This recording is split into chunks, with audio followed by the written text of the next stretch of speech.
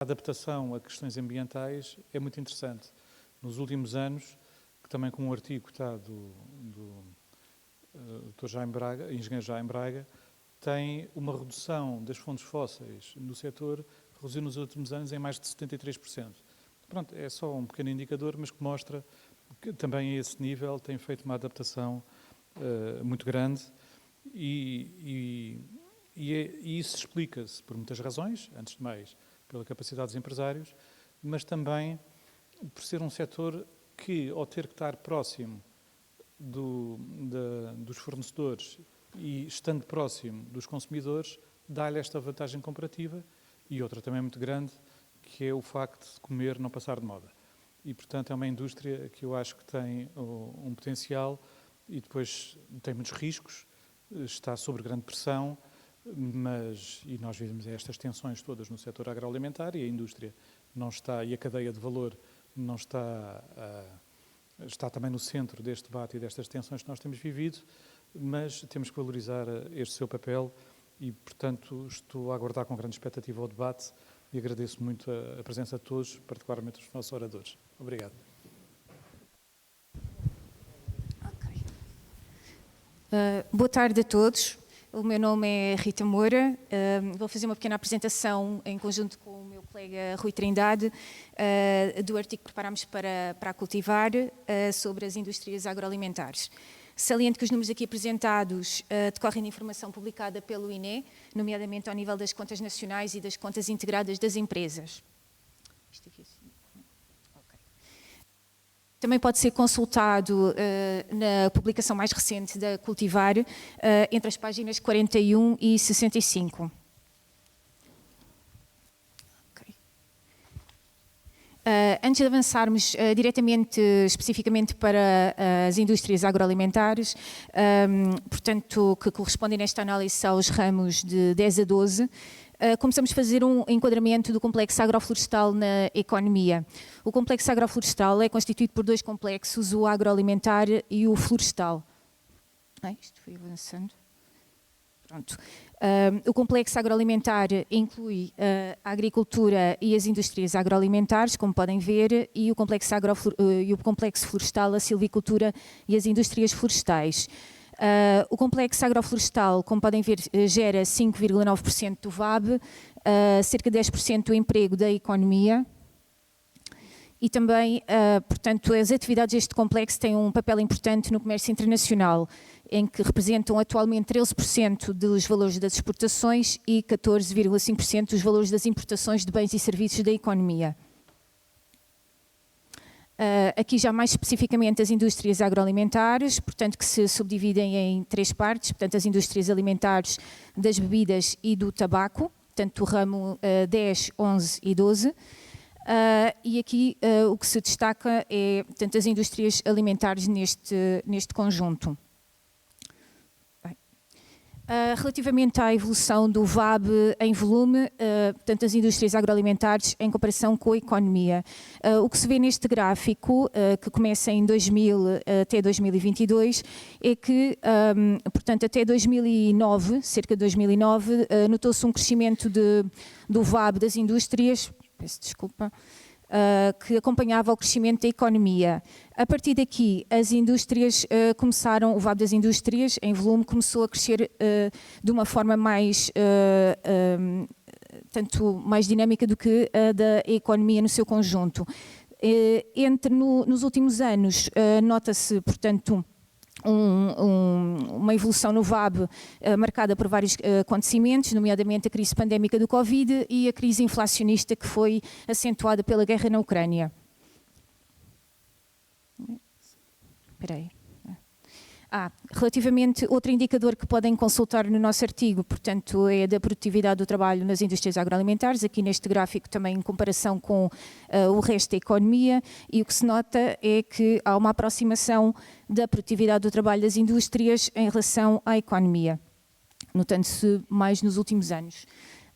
Neste slide é possível ver a estrutura de produção das indústrias agroalimentares. O primeiro gráfico distingue, portanto, as alimentares das bebidas e do tabaco, com destaque para as indústrias alimentares.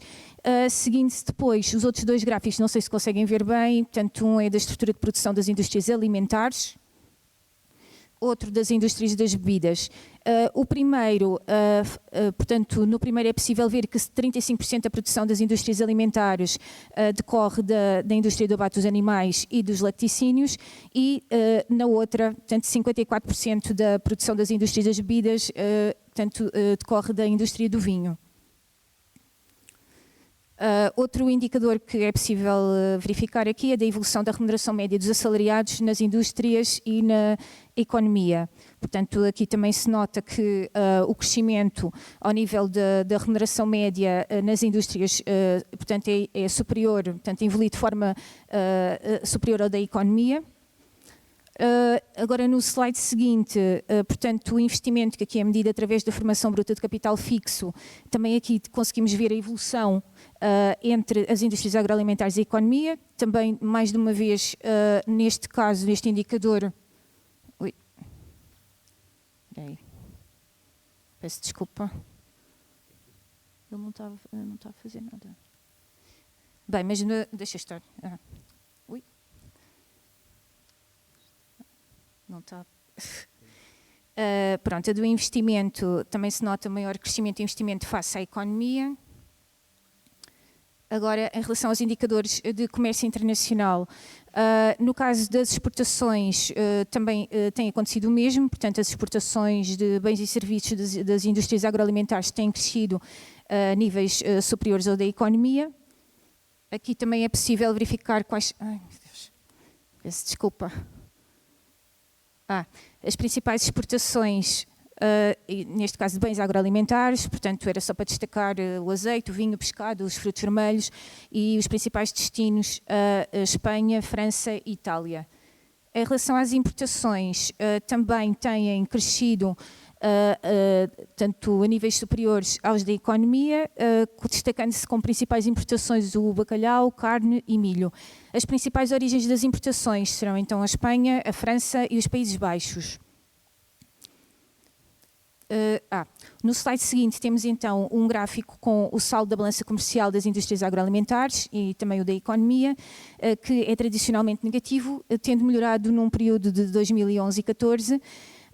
Aqui também se nota que em 2022 foi registado um déficit comercial o mais elevado desde 2000, provavelmente motivado pela crise pandémica, da recuperação da crise pandémica e também da invasão da Ucrânia pela Rússia.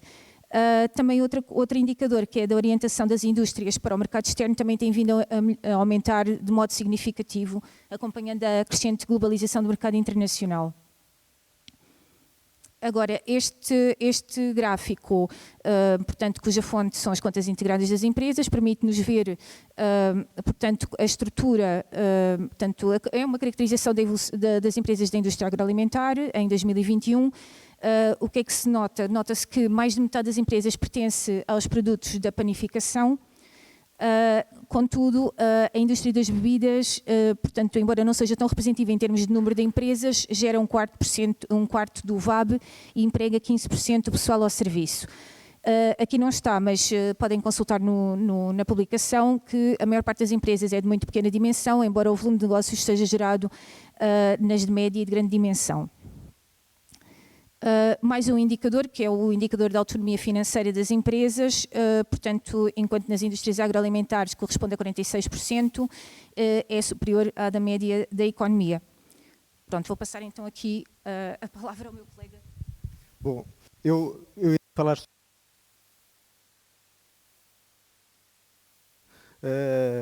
que refletem as relações entre os fatores de produção e a produção, e o primeiro e segundo quadrantes, que são os consumos intermédios no primeiro quadrante e os consumos finais, a soma de ambos dá-nos a produção nacional.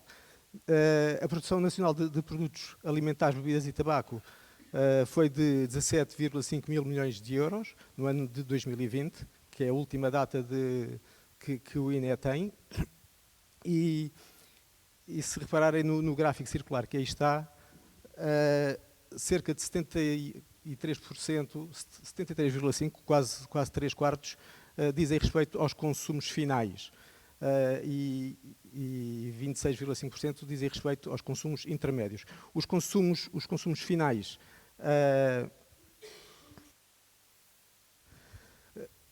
os consumos finais, estava eu a dizer, portanto, destinou-se sobretudo à utilização final, 12,9 mil milhões de euros, dos quais 62% são respeitantes a despesas de consumo final e 38% às exportações. No caso dos consumos intermédios, o gráfico continua a ser o mesmo, o texto é que não. No caso dos consumos intermédios, que foi de 4,65 mil milhões de euros, o destaque principal vai para 3 ramos, que são os serviços de restauração e os similares, com 32,4%. O valor que é incorporado no próprio ramo, portanto, na IABT, que foi de 30,2%, e que corresponde, portanto, este é o output, foi 30,2%, mas em termos de input no próprio ramo corresponde a 15%, e depois os produtos da agricultura, e produção animal, etc., que corresponde a 25%. Portanto, o que representa aqui a fatia verde do gráfico redondo e o gráfico de coluna verde, que são as inter-relações entre os vários ramos das matrizes, são, salvo erro, 82 ramos, 88% destinaram-se apenas a 3 ramos. O resto, que é muito pouco, foi para os restantes.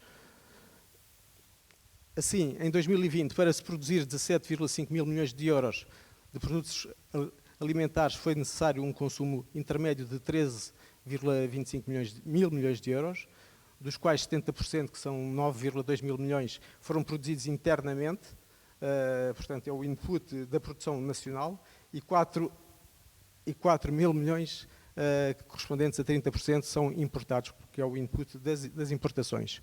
O VAB gerado pelo ramo foi de 4,3 mil milhões de euros, em resultado de 1,9 mil milhões de euros em remunerações, o excedente bruto foi de 2,4 mil milhões e o consumo de capital fixo. Este agora representa os fluxos entre o ramo dos produtos alimentares e os restantes 79 ramos da economia. A vermelho do vosso lado esquerdo, temos o ramo da indústria agroalimentar, bebidas e tabaco. Do lado direito a mesma coisa, a vermelho, e depois aquelas linhas que vão de um lado para o outro, portanto, que são os fluxos, os que estão a vermelho representam os outputs do agregado deste ramo. Os fluxos que estão coloridos com azul, com verde, amarelo, etc., representam os outputs dos outros ramos em direção ao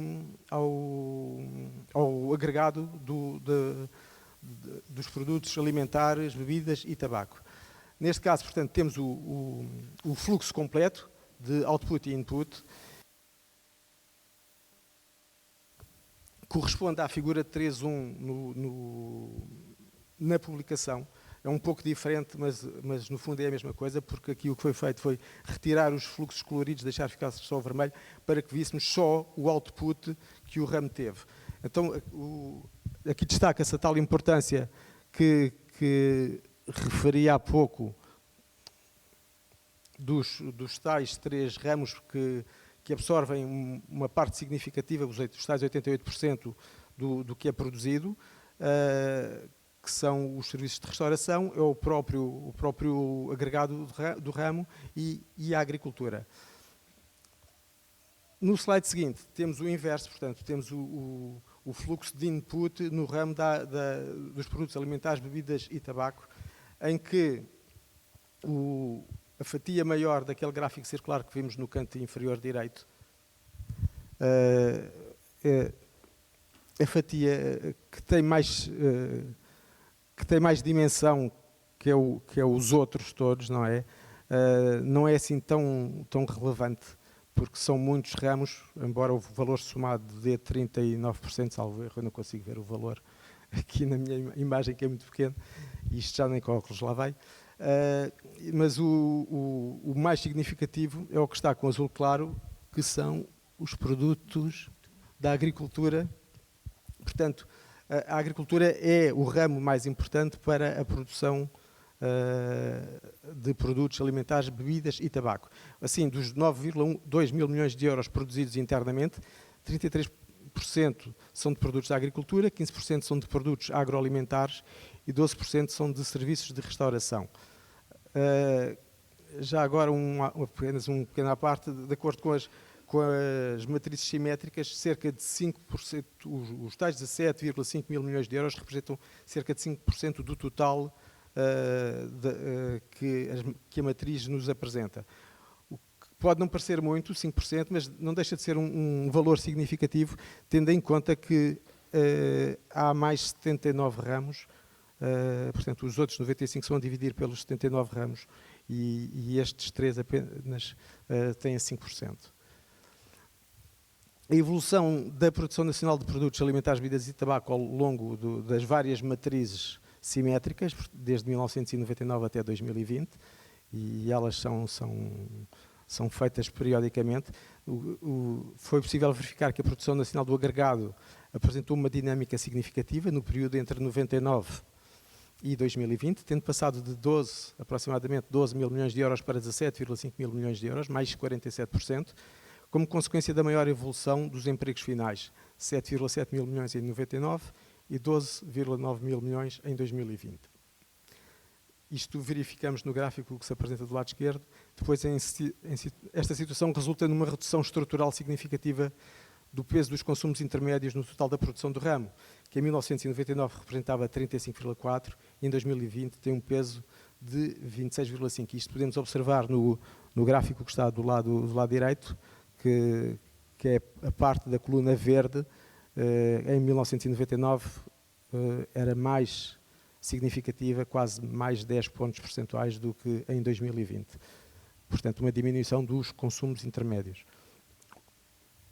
Depois, temos aqui duas imagens que não fazem parte daquilo que colocámos no artigo, e foi um exercício que fizemos a posteriori, pensando qual é a importância da produção nacional de produtos da agricultura, da produção animal, da pesca, na produção nacional de produtos alimentares, bebidas e tabaco. E então, o que é que nós verificámos? Que uma fatia muito grande, como podem ver no gráfico que está no canto inferior esquerdo, da produção da agricultura vai diretamente para a produção de produtos alimentares, bebidas e tabaco. Portanto, são cerca de 76%, salvo erro, e é aquela... Portanto, aqui temos o input e output deste ramo, da agricultura, e aqui só o que nos interessava mais, que é de facto o output do ramo da agricultura, e vemos de facto ali um fluxo bastante grande que sai de um lado para o outro, portanto sai da agricultura para os produtos da agricultura, bebidas e tabaco, os tais 70 e tal %. E o obrigado antecipou-se de eu ter terminado. Por isso, agradecemos a vossa atenção.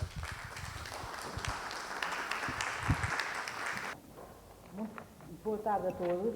É um prazer estar aqui e o convite que me foi feito. Quero, em primeiro lugar, dar os parabéns ao GPP pela iniciativa de Cultivar, que é um caderno, como chamam, muito útil porque compila muita informação que está sistematizada e que tem, ao longo dos 29 números, demonstrado a evolução que o setor tem tido e muito importante. Esta revista, este caderno que fala da indústria, da indústria agroalimentar, diz-me muito. Eu tenho acompanhado este setor há 37 anos, quase desde que nasci, porque desde 87, depois da entrada de Portugal na Comunidade Europeia, que eu tenho feito quase em todos os setores, desde o leite, ao vinho, ao azeite, às hortofrutícolas, à pecuária, às hortícolas, ao tomate, olha, nem sei, quase tantos, aos frutos secos, é muitos. E, portanto, sei o que é que tem sido a grande evolução que tem sido feita a nível de implementação de projetos, a nível de acompanhamento, não só técnico, financeiro, inovações e até nos apoios que tem havido nos vários setores e que tem sido até incentivado às grandes inovações que têm vindo a ser feitas. Tenho aqui neste painel os oradores muito importantes deste setor.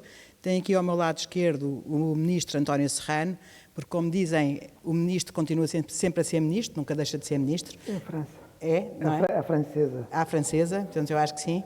É como os pais e os filhos, nunca deixam de ser, não é? Portanto é a mesma coisa, não é? E que tem um papel muito relevante no Jerónimo Martins e neste setor de atividade e, portanto, eu se calhar falo depois de cada um, à medida que vou fazendo perguntas, se calhar é melhor.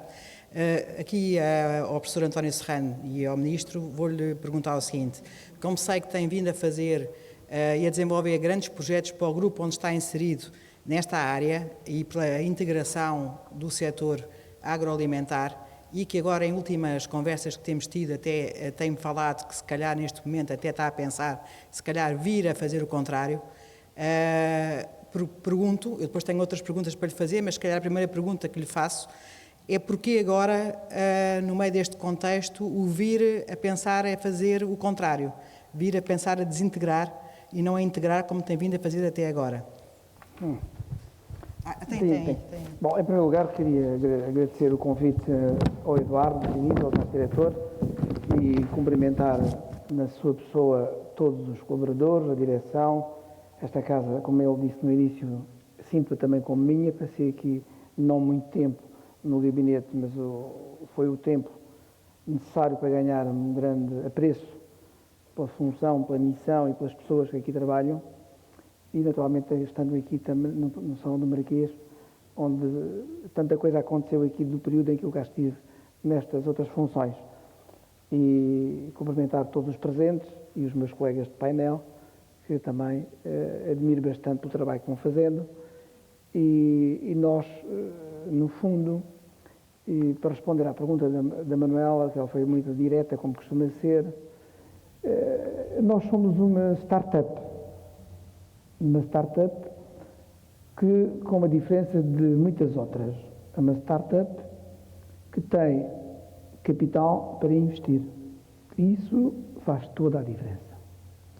Porque o nosso setor agrícola é muito dependente de financiamento, muito dependente de financiamento de capitais que são oriundos de fundos públicos, capitais que constituem dívida e compromissos junto da banca, algum capital próprio e que leva a que muitas áreas no setor agrícola sofram grandes dificuldades em momentos, digamos, em que os ciclos mudam, nomeadamente aquele que estamos a viver, em que os juros subiram e onde temos uma fragilidade muito acentuada neste setor, em muitas áreas, algumas não são públicas, mas temos aí fragilidades grandes.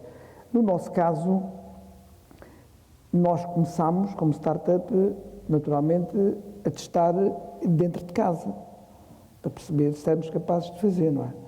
Um projeto com esta envergadura e ambição. E à medida que as coisas, portanto, uma lógica de integração vertical, mas os modelos de integração vertical estão estudados na economia e tiveram épocas e momentos e têm justificações, mas o que faz sentido é operar em condições de mercado qualquer atividade que se desenvolva. E, portanto, o que estamos a fazer é operar em condições de mercado. No fundo, o que significa isso? Tentamos produzir o melhor que sabemos, com altos padrões de produção e com uma missão muito orientada para as questões da sustentabilidade, em tudo o que isso significa, e vendendo no mercado a quem pode pagar mais. E o mercado é um mercado internacional, portanto, nós não estamos limitados ao mercado nacional. E este estudo que aqui vimos levanta aqui um tema muito interessante, felicito este trabalho que tem de facto um grande nível, porque diz-nos que, apesar do desempenho, não se fala de balança comercial e de evolução das exportações e importações, apesar de termos vindo de ter um desempenho fantástico das exportações no agroalimentar a partir ali de 2009, a coincidir com a crise financeira, o nosso déficit acentua-se por várias razões, mas uma delas, que eu acho que é de analisar com detalhe, e que pode significar um potencial de desenvolvimento, de criação de valor, que é nós termos marcas fortes no mercado internacional, ter produtos de grande valor, capturar um valor adicional na venda dos nossos produtos. E há muitas áreas onde nós produzimos em Portugal que vendemos mais caro no mercado nacional do que conseguimos vender no mercado internacional. Isso é, se olharem bem em algumas áreas, isso é claro. O diferencial chega a ser muito significativo. O que é que quer dizer que falta? Falta um trabalho que exige capital, desenvolvimento de marcas e de marketing no mercado internacional, a uma escala maior, com o nível de organização, porque os nossos produtos são muito bons. Porque se eles não fossem bons, os clientes portugueses não são menos sofisticados que os outros, nós até somos muito gourmet, não estaríamos disponíveis a pagar o valor que pagamos por produtos que produzimos aqui na nossa terra. Portanto, eu acho que há aqui um trabalho para fazer e uma melhoria no nosso valor dos produtos exportados. E é por isso que nós decidimos, à medida que ganhamos dimensão, naturalmente temos que olhar para o mercado global. Onde é que estão os clientes? Onde é que está o poder de compra? Onde é que podemos desenvolver marcas e marketing para vender bem? Essa é a nossa lógica. E penso que faz todo o sentido para qualquer investidor ou produtor que esteja a trabalhar nesta área. Agora, é capital intensivo. A agricultura, contrariamente a que muita gente pensa, há uma ideia sempre muito romântica daquilo que é a atividade que nós fazemos, é muito exigente em capital e muito exigente em tecnologia. São os dois drivers mais importantes do setor hoje na produção.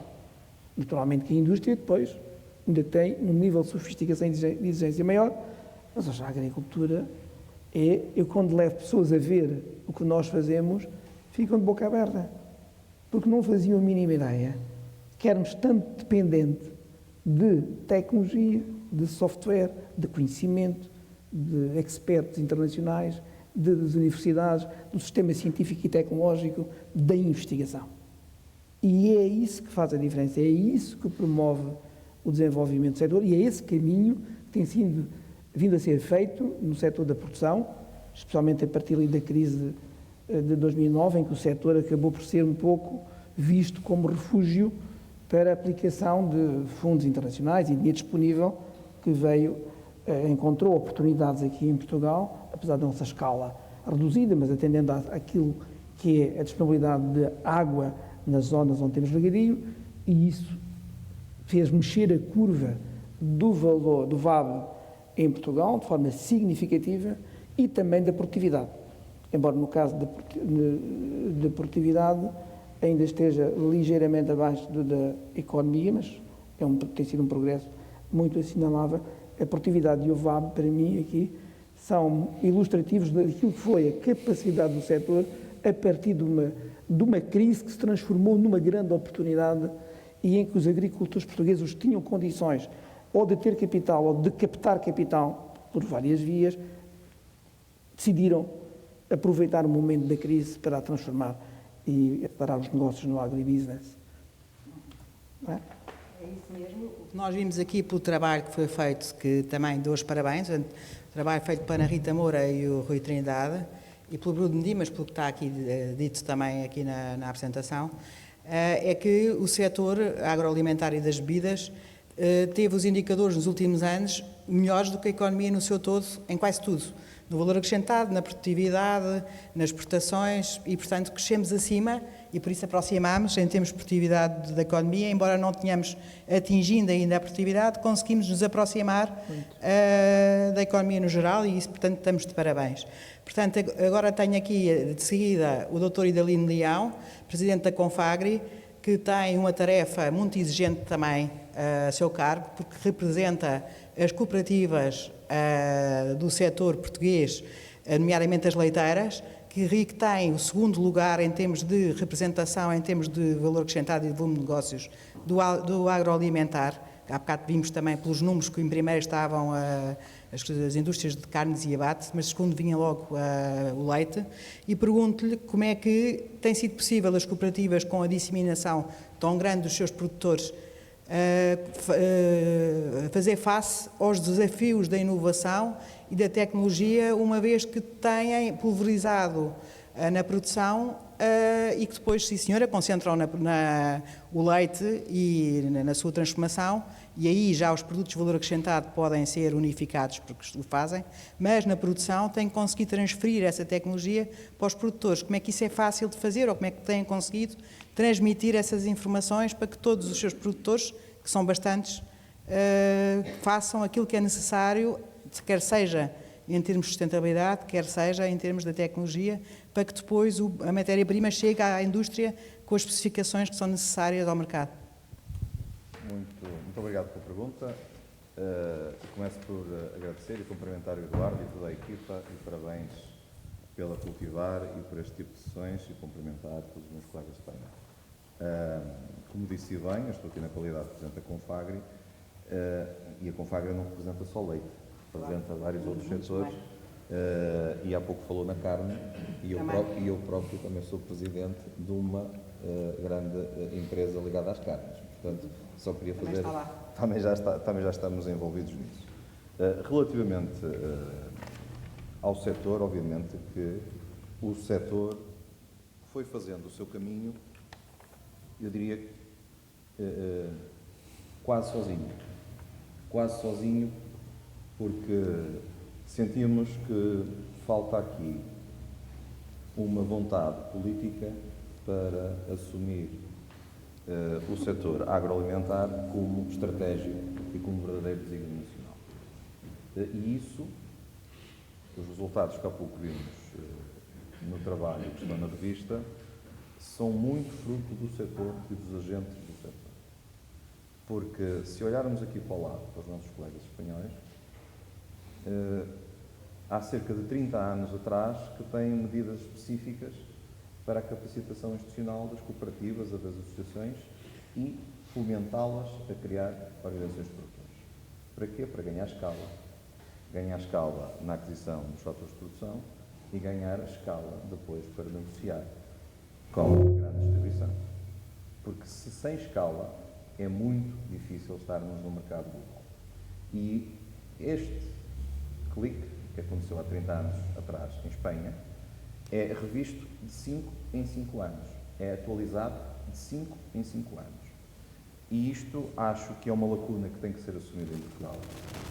É uma lacuna que temos reivindicado já há muitos anos em Portugal para que aconteça. E que capacitar estas organizações de agricultores, cooperativas, associações e OPs, a 3 níveis. A primeira, a nível de recursos humanos. É importante capacitarmos estas organizações com quadros técnicos de valor para acrescentar valor, se me permite a redundância, aos produtos produzidos pelos agricultores, porque os agricultores têm que produzir, as cooperativas têm que os transformar e acrescentar valor e vender depois para o mercado global. Uma segunda fase seria a capacitação financeira e estrutural, se for o caso de algumas organizações, e, por fim, se for a vontade dos seus associados, terminar numa fusão e ganhos de escala, que é isso que já acontece nos outros países. Mas para isso precisamos do clique e precisamos de uma direção política que não tem existido. O setor tem feito o caminho, tem conseguido acrescentar valor, e eu recordo-me há pouco na sua apresentação, o setor leiteiro era um dos setores que estava condenado, ou dizia-se que estava condenado, quando estávamos a anunciar a nossa entrada na altura CE. Ia desaparecer. E o que o setor fez foi exatamente o contrário.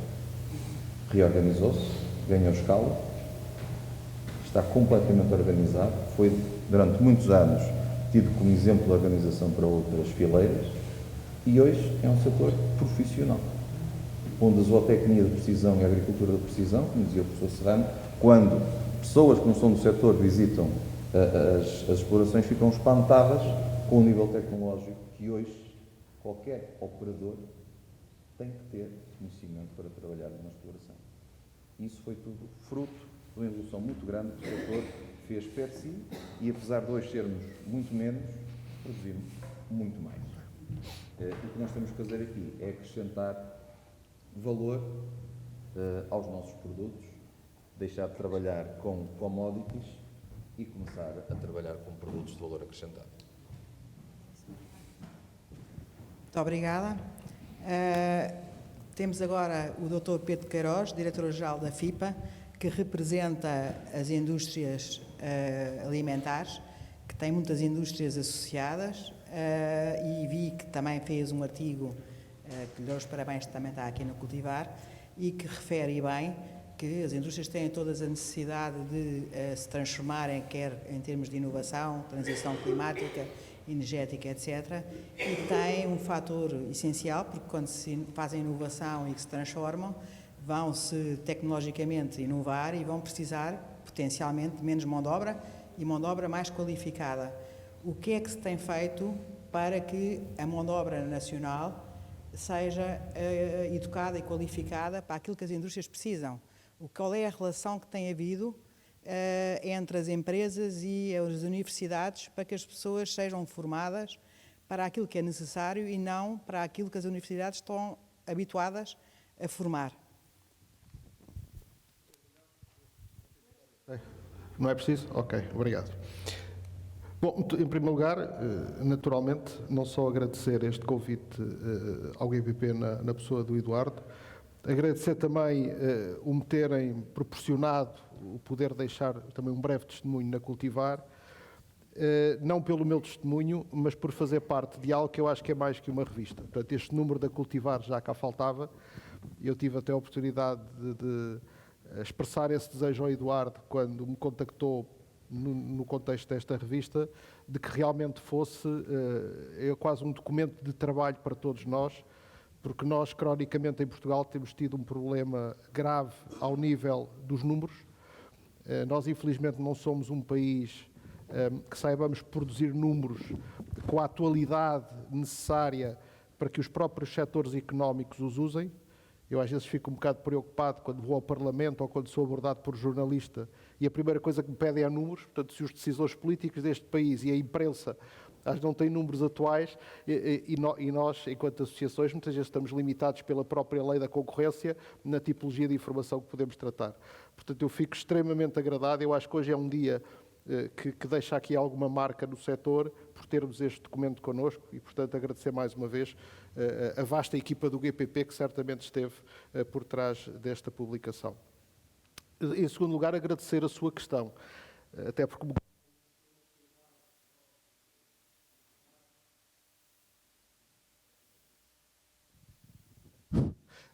um dos temas que eu mais gosto de abordar, até porque tenho tido na minha vida profissional o privilégio de estar dos dois lados, quer na indústria, através da FIPA, quer no meio académico, e efetivamente é uma questão que eu tenho vindo a refletir. A primeira questão, dizer-lhe que nós atualmente temos um problema complicado de mão de obra no próprio setor, na própria indústria agroalimentar. Falava-se há uns anos atrás que as questões da digitalização, da tecnologia, iam matar aquilo que eram os postos de trabalho. Portanto, o cenário que se traçava, isto vai muita gente para o desemprego, porque vem a tecnologia, vem os robôs, vem a inteligência artificial e vai substituir as pessoas. A verdade é que nós hoje, o cenário com que nos defrontamos é que temos novas gerações de pessoas que não estão minimamente focadas em fazer aquele trabalho manual, aquele trabalho produtivo à moda antiga, portanto essas pessoas desapareceram, e a verdade é que nós hoje temos aqui ainda um gap entre aquilo que foi uma necessidade, e que já foi aqui muito bem identificado, do salto qualitativo que esta indústria deu do ponto de vista tecnológico nos últimos anos, e portanto houve efetivamente aqui um gap de formação no sentido de colmatar de uma forma muito mais rápida as necessidades de uma mão de obra muito mais especializada que nós hoje temos, fruto dessa mesma tecnologia. Por duas questões. Uma, e isto são números conhecidos do país, temos tido uma fuga grande de pessoas altamente qualificadas para o exterior. Portanto, Portugal, e aqui, naturalmente, que a própria indústria, se calhar, devia ter uma capacidade maior de retenção desses mesmos talentos, mas que infelizmente não tem, até porque tem, no fundo, taxas de rentabilidade relativamente baixas. Portanto, sabemos que hoje em dia as condições de atratividade do nosso país para jovens altamente especializados não é a melhor, e, portanto, começa logo pela incapacidade, às vezes, de competir a nível salarial e a nível de outras condições com empresas noutros países. Portanto, essa foi naturalmente uma questão. E a outra vai exatamente ao encontro daquilo que me coloca. Eu aí testemunhei, porque eu tenho tido há mais de 20 anos uma carreira académica, liderei vários cursos na área, em particular da segurança alimentar, da tecnologia alimentar, em várias universidades nacionais, e a verdade é que eu acho que nós aí falhámos. Não houve, nós hoje temos gente muito bem formada nas novas tecnologias. Se nós formos ao Instituto Superior Técnico, se formos à Faculdade de Engenharia da Universidade do Porto, nós temos gente altamente qualificada, mas na área alimentar, nomeadamente nas formações que tínhamos, que aliás hoje preocupantemente estão a ficar esvaziadas, nós não conseguimos exatamente estabelecer essa parceria tão desejável, que era formar gente na linha da frente para enfrentar estes novos desafios a nível do mercado de trabalho. Portanto, é verdade que isto só se consegue a este nível de parceria entre as empresas e as próprias universidades. Permita-me fazer aqui um parênteses para dizer que onde eu acho que este trabalho até tem sido melhor desenvolvido, curiosamente, não é ao nível das grandes universidades, nas grandes cidades do país e das grandes empresas, mas é na relação mais regional que os politécnicos têm tido com as empresas locais. E eu acho que esse é um trabalho que nós, se calhar, não temos valorizado nos últimos anos, e onde, se formos conhecer ao detalhe, eu tenho tido a oportunidade, de alguns convites que me fazem, de ir às zonas mais locais do país, conhecer melhor esta realidade. E eu hoje em dia acho que foi um trabalho mais bem desenvolvido em prol da economia, em prol das empresas, do que às vezes pegar nas grandes instituições de ensino a nível nacional e pensar nas grandes empresas. Testemunhar-vos também que muitas vezes o que eu ouço das grandes empresas, e se calhar aí a própria mentalidade devia mudar um pouco, é que é preciso termos gente para trabalhar e com alguma formação de base, depois nós cá dentro damos-lhes formação. O que também não deixa de ser verdade, não é? Hoje em dia nós não estamos limitados, aliás, nós hoje em dia sabemos cada vez mais que um curso superior vale o que vale. O curso superior hoje não tem aquele valor que tinha há 20 anos atrás. As pessoas hoje tiverem uma formação de base e entrarem para uma empresa, depois farão lá o seu percurso. Nós hoje podemos ter gente altamente qualificada em matemática, em tratamento de dados ou em relações internacionais, e depois dentro de uma empresa faz o seu percurso e portanto vai por aí. Agora, eu acho que efetivamente nós podíamos ter conseguido melhor neste relacionamento entre as instituições de ensino e os setores. Com isto, e para terminar esta primeira questão, não aponto o dedo nem um lado nem ao outro, porque eu acho que muitas universidades deste país não souberam, no fundo, adaptar-se mais às necessidades da economia. Também é verdade que muitas empresas se mantiveram muito fechadas dentro delas e, portanto, não se souberam abrir às universidades e relacionar de outra maneira. Portanto, eu acho que aí, eventualmente, eu não vou dizer falhámos, eu nunca gosto de dizer falhámos, porque acho que qualquer coisa, estamos melhor do que há uns anos atrás, mas eu acho que aí nós não pontuámos como devíamos efetivamente pontuar. Chegamos a hoje, efetivamente, com um diagnóstico de um problema de mão de obra nas empresas, nomeadamente mão de obra qualificada. Muito bem. Temos então aqui o engenheiro Tiago Costa, diretor executivo da NOGAM, pertence a um grande grupo agrícola e agroindustrial nacional, que tem muitos produtos portugueses. Pergunto-lhe como é que acha que, neste caso, os frutos secos e as nozes especificamente, poderiam ser tratadas debaixo de um chapéu nacional, porque eu acho que Portugal está a ser reconhecido não só em termos turísticos, como em termos de um país diferente, e acho que se calhar devíamos pensar um bocadinho na marca Portugal, mais de chapéu global, que pudesse levar atrás tudo. E, portanto, o que é que acha, e as nozes é um caso disso, temos a Portugal Nuts, que seria um exemplo disso, temos as amêndoas, etc. Mas eu acho que se calhar uma ideia mais vasta e que puxasse tudo atrás podia ser útil para os novos mercados e os novos produtos que aparecem. O que é que acha disso? Mas efetivamente, enfim, referindo-me em particular não apenas à Nogam, mas à oportunidade dos frutos secos, até porque percebemos que depois, ou de certa maneira até coincidente com o pós-Covid, houve aqui também um desenvolvimento muito grande desta indústria, mas para dizer que, dando o nosso exemplo, falando até aqui de startup, porque nós, no fundo, quando desenvolvemos de uma forma pioneira as nozes, fizemos exatamente isso, arrancámos como uma startup, porque não havia, esta indústria pelo menos não estava criada da forma que nós acabámos por implementar, mas assente essencialmente em 2 ou 3 premissas. Uma, naturalmente, a disponibilidade de capital, acabámos de dizer, é uma das coisas também fundamental.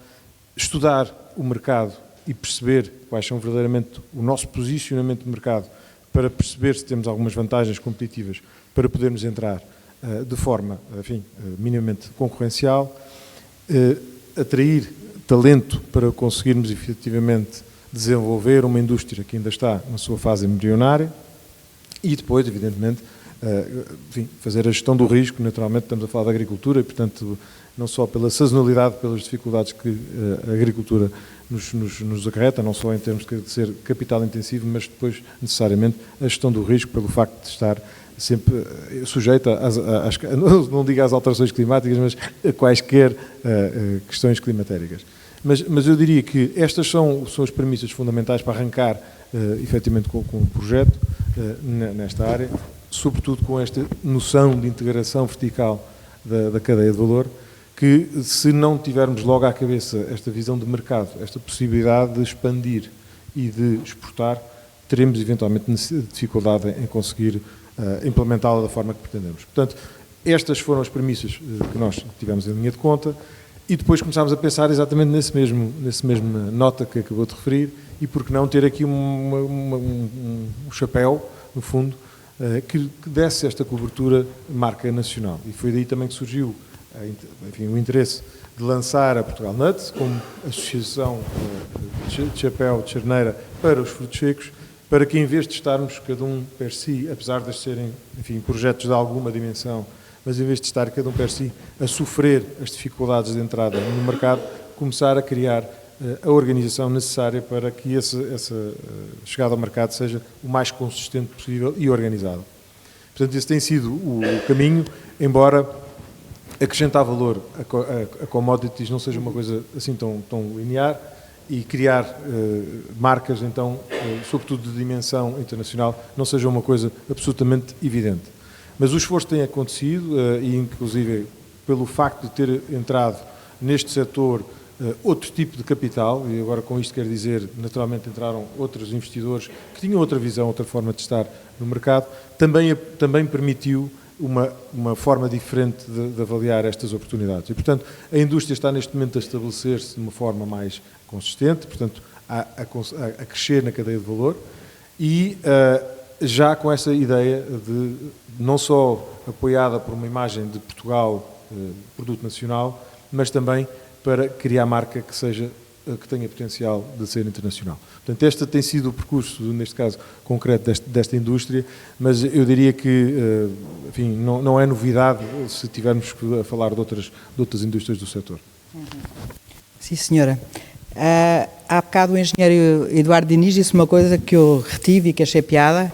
Disse o seguinte: o comer não passa de moda, mas a moda muda o que se come. E, portanto, é importante. E eu, por causa disso, estava aqui uma questão ao professor António Serrano, que era o seguinte: como está no grupo Jerónimo Martins e está perto do consumidor, portanto, não está, por acaso não está, mas o grupo está, mas pronto, se calhar vou-lhe dizer uma coisa que se calhar... Falo de produção. Só fala de produção, portanto, mas pronto, então não posso fazer essa pergunta. Pergunto no geral, que é, como é que nós vamos conseguir, temos que fazer um estudo de mercado, uma coisa qualquer, como é que nós vamos conseguir apanhar aquilo que está na moda para conseguir produzir aquilo que se quer que seja produzido e não aquilo que nós queremos produzir. E, portanto, um ponto era esse.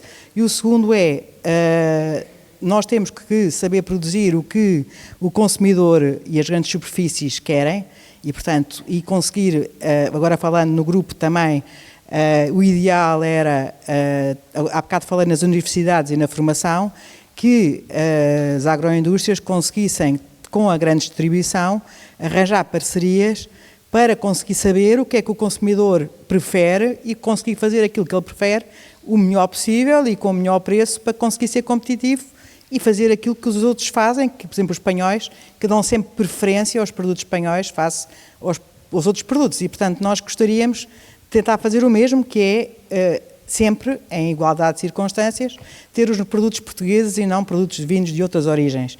E, portanto, eu acho que seria interessante conseguirmos fazer isso. E, portanto, pergunto aqui ao professor António Serrano como é que se conseguia tentar caminhar nesse sentido. Como é que se conseguia fazer um grupo de trabalho, alguma forma de nós conseguirmos trabalhar em conjunto para saber o que é que nós podíamos fazer para produzir aquilo que se quer que se produza de uma forma constante para fornecer as grandes superfícies e conseguirmos estar, os portugueses, a fazer isso consistentemente para que não seja preciso ir buscar fora aquilo que nós fazemos, tão bem como os outros ou melhor. Bom, esta pergunta dá para uma conferência inteira.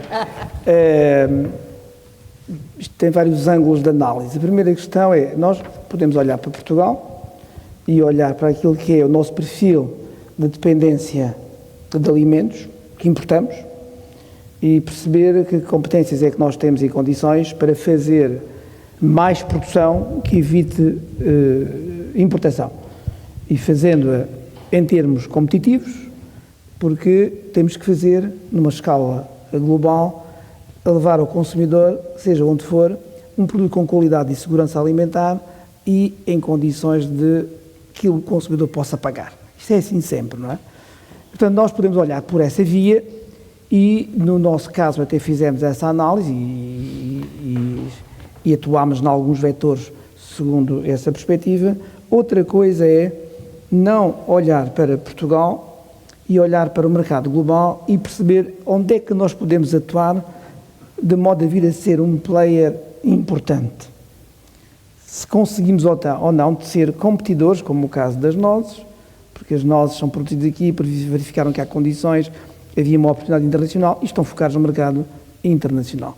Naturalmente, imagino que não estejam a pensar de fazer depender o vosso sucesso do fornecimento e abastecimento no mercado português. E eu acho que esta segunda derivada, se quisermos, que é olhar para o mercado global e perceber as tendências de consumo, há muito trabalho feito de tendências e preferências de consumo. Há estudos por entidades credíveis. Em Portugal temos pouco, temos algumas, há muito.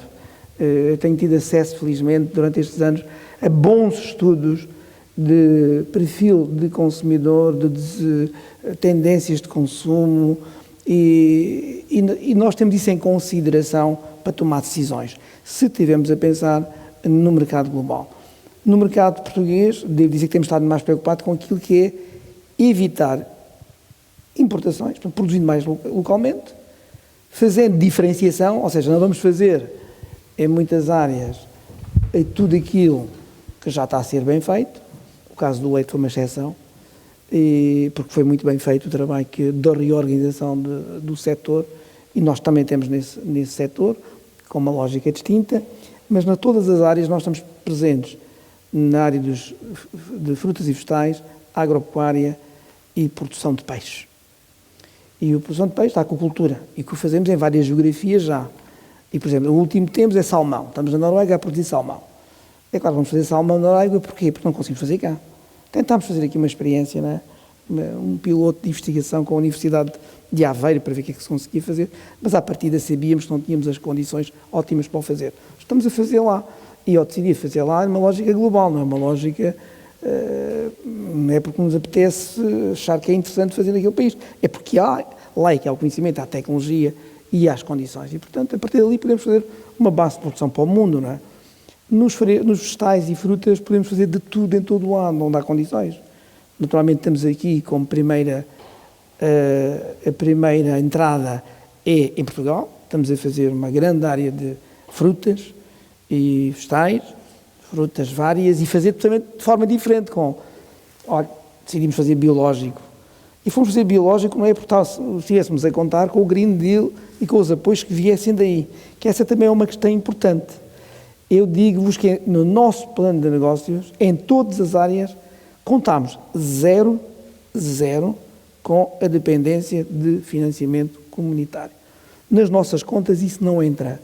Ou somos capazes de fazer um produto com qualidade e em termos de competitividade para ir para o mercado e conseguir ganhar dinheiro com isso, ou então não entramos porque vamos buscar mais uma majoração ou mais uma ajuda à vaca leitante ou outra coisa qualquer.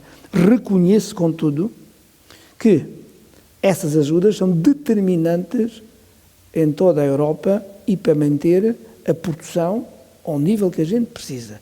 Porque é preciso também considerar, a gente faz isso porque temos capital para investir, não dependemos e estamos a olhar para o mercado global à procura de oportunidades de venda com valor acrescentado. Mas é claro que se não tivermos o suporte ao rendimento, e nos últimos 20 anos, se olharmos para o suporte ao rendimento na agricultura e aquilo que tem sido a variação de preços pago pelo produto, há uma quebra de rendimento. E o que aconteceu, por razões distintas, em 2020, que vocês falam no vosso estudo, em 2022 a perda que resultou, enfim, do processo que tivemos de pandemia, de guerra, etc., o que é certo que se perdeu de 11 e tal % no valor da produção, não o recuperámos totalmente em 2023, houve uma recuperação de 8,5%, salvo erro, nas vossas contas. E o que a gente nota é que os produtores, se quisermos pequenos, médios a produtores, não têm qualquer hipótese de atuar no mercado face à concorrência global, estando num enquadramento de obrigações ambientais e outras que são fundamentais para estar, que se traduzem em mais custos, e a maior parte dos produtores não conseguem fazer isso, sem as ajudas. Portanto, isso é fundamental. No nosso caso, não é uma determinante para a ação, ou para o investimento, ou para fazer. Não é. E, portanto, temos que ir à procura do modelo de negócio de como é que vamos recuperar o investimento e como é que vamos valorizar os nossos produtos. E daí, Manuela, volta ao tema. Eu acho que nós, e liga-se com a pergunta que fez ao colega anterior, ao Tiago, que nós no mercado internacional ainda trabalhamos pouco, as marcas são fundamentais.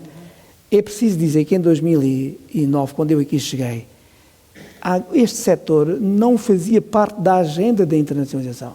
Não integrava um conselho que havia interministerial para a promoção da internacionalização das empresas deste setor. E foi aqui, com o Gabinete de Planeamento, que construímos a primeira estratégia para a internacionalização. E foi aqui que se fez uma marca, ajudámos na construção da marca, pagámos esse trabalho para os produtores, que ainda hoje está a resultar bem, fico todo contente com isso e orgulhoso, que é Portugal Fresh. Está hoje, esta semana exatamente, em Berlim, a decorrer na feira de Berlim, que é a maior feira dedicada às frutas e aos vegetais. E essa marca foi criada com o nosso impulso, sem a participação do Estado. O Estado não tem lá participação nenhuma. É tudo iniciativa privada. O nosso trabalho foi mão de obra, conhecimento, impulso político, agregar vontades. Foi aqui que assinámos, estavam aqui 100 e tal pessoas, a assinar a adesão a uma nova associação e marca para o mercado global. E o nosso plano, na altura, era fazer mais disto, para as várias áreas. É claro que aqui eu acho que foi a gênese da internacionalização do setor, acho que temos feito uma caminhada fantástica, fico muito contente de ouvir esse projeto dessa marca. Há espaço internacional para promover os nossos produtos.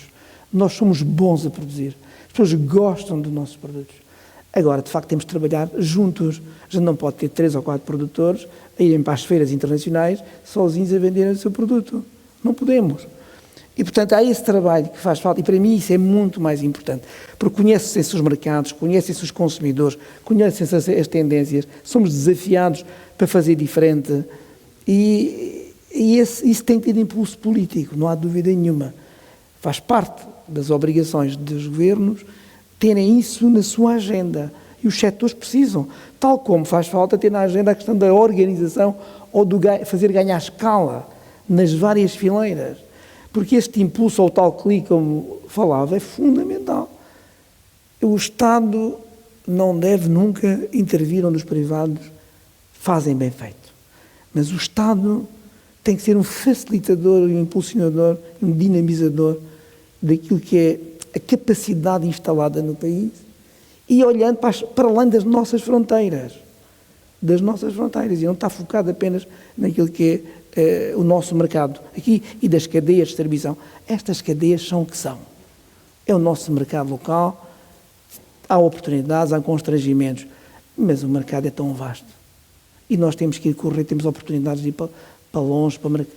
Eu sou completamente, desde há muitos anos, e vendo para além da minha formação, market-oriented. Eu acredito no mercado, no sentido de que é aí que estão as oportunidades e é aí que temos que colocar o nosso produto. A proteção aos produtos, para os tornar competitivos artificialmente, como já se fez, não faz sentido, a não ser para situações muito críticas em condições na cadeia de abastecimento e na necessidade de cada país. Fico preocupado, Manuela, de ver este movimento que, em torno de alguma crítica à política agrícola e alguns a quererem defender agora, quase com encerramento de fronteiras e uma proteção à sua produção e acontece não só na União Europeia, dentro da política agrícola, mas nos países. Por exemplo, na Noruega, onde temos lá investimento e acompanho, e há um partido formado, que é o Partido dos Agricultores, que está no poder, e o que estão a discutir é o encerramento das suas fronteiras à entrada de produtos vindos da União e fora da União. E isto é o colapso da produção. Isto é matar toda uma economia a prazo. É um efeito terrível. E, portanto, eu mais do que grupos de trabalho, que eu acho que têm a sua utilidade quando tem que ser, mas vamos focar naquilo que é o nosso potencial interno, a nossa capacidade, onde é que podemos fazer a diferença no mundo e o que é que temos de fazer cá dentro para ajudar o setor e as várias fileiras para organizar, para ganhar escala, para criar marcas, para o exterior, mais uma vez, sempre com esta mentalidade de capacitar o tecido produtivo. E precisamos de uma alavanca fundamental, que são os serviços públicos. Este setor é totalmente dependente da regulação e dos serviços públicos. E desde há muitos anos, desde 2005, pelo menos, de uma forma mais acentuada, que nós vimos, e este Ministério tem sido muito prejudicado, na minha opinião, por políticas de reorganização e de redução e de um pouco de retirar capacidade. E não é possível ter uma agricultura competitiva em qualquer país se não tivermos um bom sistema científico e tecnológico, se não tivermos um bom serviços especializados, serviços técnicos, os serviços do Ministério da Agricultura a funcionar em parceria, sim, com o setor. Isso precisa de gente qualificada, de talento, como é preciso para as nozes, como é preciso para o leite, como é preciso para a indústria, como é preciso para nós. Precisamos ter conhecimento. Não podemos deixar que os jovens deixem de vir, ou deixem de ter condições, ou deixem de ser atraídos por fazer trabalho público, porque a gente precisa de trabalho público. Não é possível. A gente acredita, o mercado é uma coisa, venda para o mercado, outra coisa é a nossa capacidade organizativa para que um setor possa estar no mercado. E ficamos fragilizados quando temos todos os centros de investigação especializados nesta área com dificuldades, as reorganizações todas que foram feitas ao longo do tempo e sem qualquer crítica política, foi isso o caminho que nós fomos deixando que acontecesse, e eu acho que isso é que me preocupa mais, porque pode prejudicar a nossa capacidade de dirigir a nossa produção, ou que podemos produzir para aquilo que o mercado precisa exteriormente e internamente. Isso é muito complexo e toquei aqui em vários aspectos, mas podíamos desafiar-nos a todos a olhar para os vários ângulos que isto tem, mas olha, é um contributo. Sim, senhora, muito obrigada. Doutor Idalino Leão, está ligado, como disse há bocado, e bem, ao setor da pecuária de carne.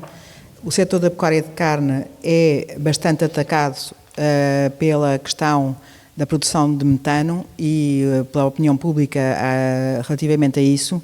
mas tem um papel muito importante no território, tem um papel muito importante também na captação de carbono por causa das pastagens, etc. E, portanto, acho que seria fundamental fazer um trabalho que mostrasse que, em alguns sistemas de produção, esse papel faz em equilíbrio, se calhar até um efeito positivo no sentido de captar carbono e não de libertar o metano que dizem. Portanto, para a opinião pública e até para os urbanos que não sabem o que é produzir carne, nem sabem o que é que estão a falar, era muito relevante haver aí um trabalho bem consolidado nessa área para a defesa do setor. E, portanto, eu acho que seriam de unir forças nesse sentido e de fazer um trabalho bem feito e depois ser comunicado ou ficar para comunicar quando necessário. E, portanto, lançava aqui esse repto e pergunto se está a ser feita alguma coisa nesse âmbito, se não está, o que é que pensa disso? Manuela está a tocar aqui numa questão que eu acho que o setor, como um todo, tem que também fazer meia-culpa, que é a questão da comunicação. Nós não temos comunicado, a meu ver, por duas razões. Primeiro, porque nunca precisamos. Segundo, porque não sabemos. E o setor agrícola, de uma forma geral, comunica mal, o setor pecuário comunica muito mal. E nós temos que fazer essa meia-culpa e reconhecer. E a partir daí, temos que chamar quem sabe, porque a comunicação é uma ciência como outra qualquer, tem as suas técnicas, tem as suas artes, tem o seu know-how, e é isso que temos que fazer. Chamar alguém para comunicar aquilo que somos e aquilo que fazemos. E aquilo que fazemos de bem é produzir alimentos seguros e saudáveis para todos, promovendo a coesão do território, promovendo a limpeza do território com alguns sistemas, como falou há pouco, e esse trabalho está a ser feito. Está a ser feito ainda nos corredores, foi criada recentemente uma organização que reúne mais de 30 organizações do setor e que a curto prazo irá começar a comunicar aquilo que fazemos de bem, que é produzir alimentos. Mas também quero aqui sublinhar que o setor já vai comunicando e já vai tendo aqui algumas marcas chapéu com nichos também. Existe uma marca que eu tenho o orgulho de ter participado, que se chama Carnes da Montanha, que é uma marca chapéu, que neste momento já tem 9 raças autóctones a ser comercializada através desta marca chapéu, que é entregue diretamente na casa do consumidor, de há 4 anos esta parte, e que tem sido uma agradável surpresa o sucesso que tem tido. Inclusive, temos, não é segredo, clientes na Alemanha que compram uma destas raças e a pergunta é como é que vocês conseguem exportar carne para a Alemanha quando não falta lá carne e nós até somos deficitários? Por uma razão muito simples, que na primeira parte da apresentação os colegas do HPP explicaram. Eu acho que nós temos que aprender muito com o setor do vinho. O setor do vinho conta histórias. E nós temos que contar histórias. Nós temos que vender as emoções. E o que nós vendemos a este cliente na Alemanha foi que tínhamos uma carne criada de uma reserva da biosfera da Unesco. E o que ele nos comprou, e o que ele tem na emenda desse restaurante, é precisamente isso. Carne criada de uma reserva da biosfera da Unesco em Portugal. Foi uma oportunidade. E conseguimos-la vender 3 vezes mais caro que o que vendemos cá. Neste caso é o contrário daquilo que falava o professor.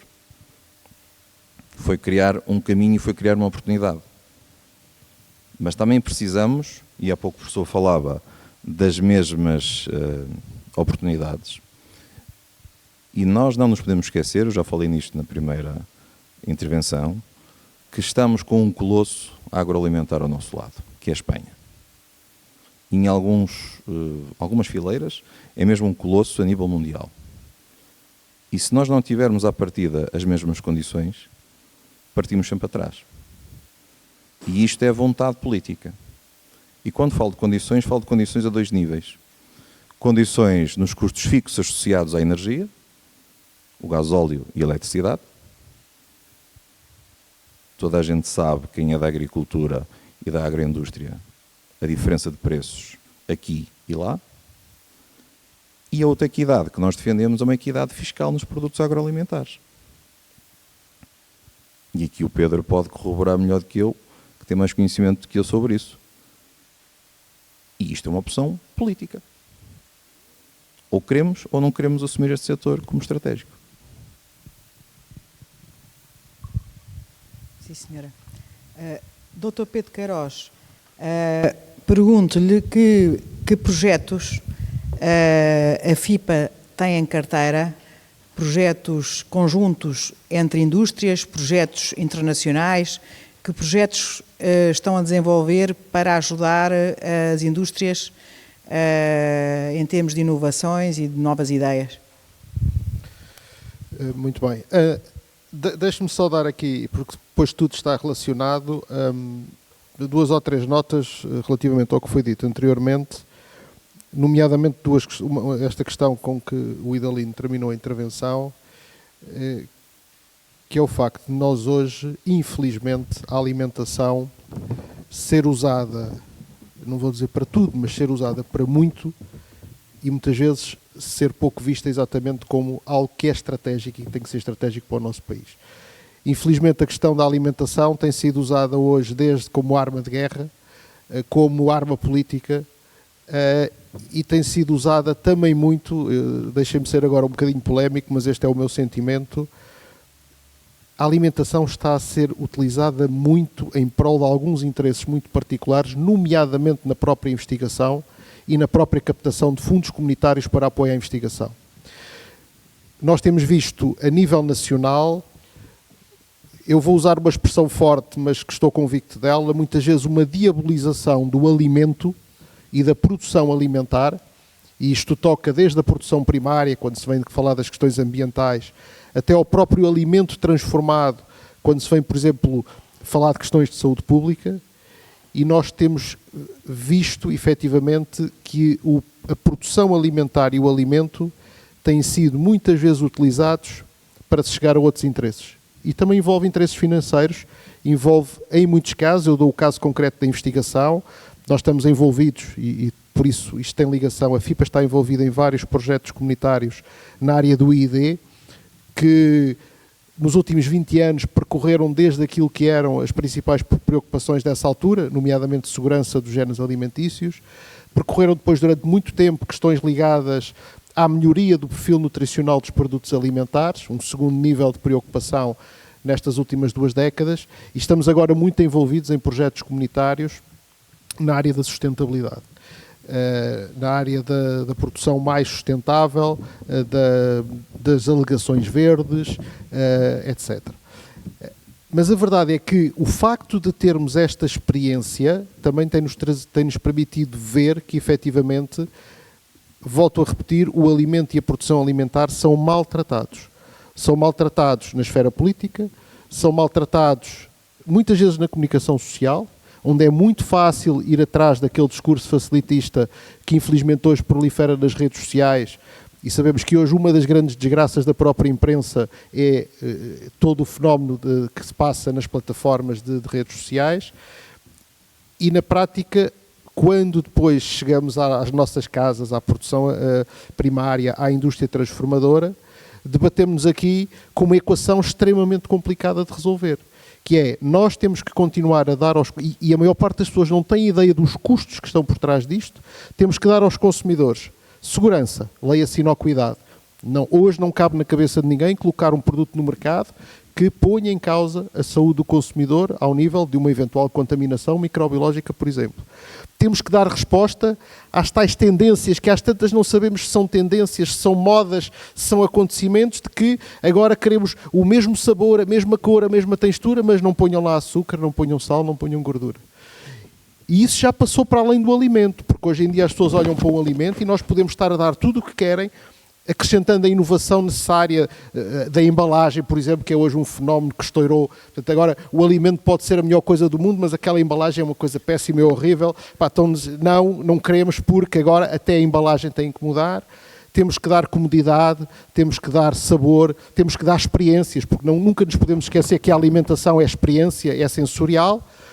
temos que dar isto tudo, temos que produzir os alimentos de forma responsável, a desflorestação, a mão de obra nos países terceiros, as questões climáticas, a questão do sol, a questão da água, e depois o produto tem que chegar ao mercado com um preço que o consumidor possa comprar e queira comprar, e portanto temos que resolver esta equação toda. E é aí que entra também um pouco o papel da FIPA, porque aquilo em que nós nos temos focado é numa área que entronca também com a minha primeira resposta, nomeadamente na relação com a academia, é uma área, uma vertente dos projetos, e nós atualmente estamos essencialmente em projetos do Horizonte 2020, basicamente de... pensei que era aqui dentro. Pensei que a minha polémica já tivesse acionado algum alarme.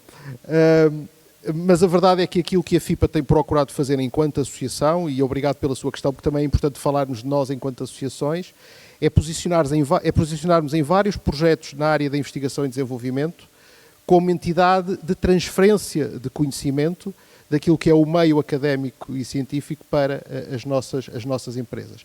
Portanto, nós há cerca de 20 anos criámos internamente e temos-la definido sempre como prioritária nos nossos planos estratégicos aquilo que chamamos uma unidade de disseminação e de formação.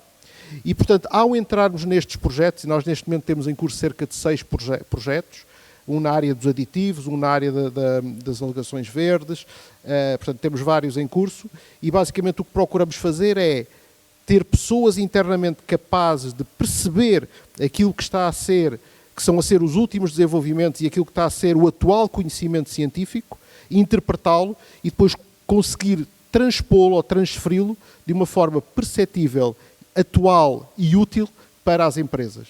Porque deixem-me também mais uma vez ser polémico, eu acho que hoje fiz carreira académica, fiz vida na investigação, fiz vida no ensino, mas sou muito crítico também a esse lado, porque acho que se continua a gastar muito dinheiro, produzindo muito conhecimento que não deixa de ser importante, mas temos que ter um maior equilíbrio entre aquilo que é a produção de conhecimento e aquilo que é a verdadeira utilidade desse conhecimento e a transferência desse conhecimento para a economia, porque na verdade é que se nós hoje formos avaliar, por exemplo, os próprios programas comunitários, qual foi o seu investimento versus qual foi o seu retorno, então se calhar deixe-me especular que se calhar a esse nível era melhor transferir algum dinheiro para apoio direto às empresas, para alavancar efetivamente os setores e não estar tanto dinheiro, vou também usar uma expressão forte, mas vou fazê-lo, algum dinheiro que às vezes fica muito parado. Há muitos anos alguém dizia investigar é gastar dinheiro. E tem que ser assim, e é verdade. Mas então se calhar temos que equilibrar melhor o dinheiro que se gasta a investigar com aquele dinheiro que efetivamente é utilizado para transferir conhecimento e para pôr as economias. Porque nós não tenho dúvidas que temos um potencial enorme. Eu acho que inclusivamente o termos um setor agroalimentar muito atomizado, eu concordo com o Idalino quando diz que temos que ganhar escala, é verdade, mas também temos que ser inteligentes e saber aproveitar, em alguns casos, a nossa pequena dimensão. Porque a nossa pequena dimensão produtiva traz às vezes uma coisa fundamental ao mercado que as grandes empresas não conseguem fazer, que é flexibilidade, rapidez, resposta rápida a necessidades. E isto viu-se na pandemia. Porquê é que o nosso setor, passados estes anos todos, subprime, pandemia, guerra, nunca para de crescer? Mesmo que ali no ano da pandemia, e eu falo de indústria transformadora, porque nós fomos utilizados, no bom sentido, por muitos países a nível europeu e até internacional, pela capacidade de, durante a pandemia, nós darmos respostas muito mais rápidas a necessidades do que às vezes grandes colossos industriais. Portanto, nós temos aqui um ativo que depois tem naturalmente que ser acompanhado por, e para terminar, uma visão estratégica.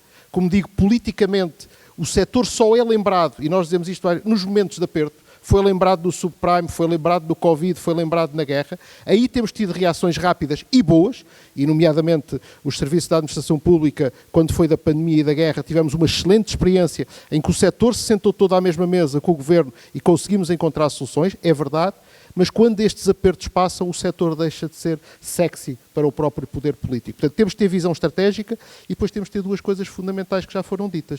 Temos que ter marca, é fundamental. Nós não podemos continuar a desvalorizar os nossos produtos exportando a granel e depois lá fora, e o azeite é um exemplo, e o arroz é um exemplo, e lá fora porem marcas fortes e venderem os nossos produtos, o nosso trabalho, 4 ou 5 ou 6 vezes mais. Portanto, obviamente que isso é importante para muitas empresas, para gerar liquidez, para gerar volume, mas nós temos que acreditar nas marcas de uma forma muito, muito séria e temos que ver o mundo de uma forma global. Não, portanto, temos que ter uma visão nacional, uma estratégia nacional, uma estratégia onde se calhar é preciso definir prioridades, isto às vezes custa muito dizer, mas se calhar temos que definir algumas prioridades em conjunto. Temos que ter uma visão de ambientes colaborativos, nós temos que ser cada vez mais colaborativos na cadeia agroalimentar. Eu lembro, se fôssemos há 20 anos atrás, nós falávamos elos da cadeia. Eu falei várias vezes dos elos da cadeia. Depois começámos a falar da cadeia de valor. Hoje usamos muito a expressão dos sistemas alimentares. Nós temos que ver a coisa cada vez mais de uma forma integrada. Nós queremos ter uma visão estratégica para o país, não podemos ver a agricultura de um lado, a indústria do outro, a distribuição, muitas vezes pintada como o mal da fita, por outro. Nós temos que nos sentar à mesa, trabalhar em conjunto, ter uma visão coletiva, sem prejuízo depois dos fatores concorrenciais, sem prejuízo das diferenças de opinião que temos, sem prejuízo das estratégias de negócio. Mas temos que ter essa visão para o país, mas que depois não pode ser uma visão, como já foi aqui identificados os riscos dos nacionalismos, do fechar a fronteira. Nós temos que ter uma visão aberta, a dizer, nós queremos fluxos comerciais dinâmicos, portanto, queremos ter capacidade de ser distintivos e exportar os nossos produtos, porque o mercado interno está relativamente maduro e, portanto, não é aqui também que vamos crescer a níveis de significativos. E temos que estar abertos, naturalmente, dentro dessas prioridades, a perceber que alguns produtos temos que os importar, mas depois temos que os saber valorizar e ganhar dinheiro também com isso. Portanto, é um debate complicado, como dizia o professor Serrano, isto dava para uma sessão única, é uma equação muito complexa. Agora, temos é que ter, acima de tudo, uma união entre o setor privado e o setor público, como foi aqui dito também. Há pessoas muito capazes no setor público, como há pessoas muito capazes no setor privado. Temos que saber trabalhar em conjunto. Não é também muitas vezes dizer-se que se vai dar isto, A, B, C, D ao setor, mas depois as políticas e as medidas fazem-se à porta fechada.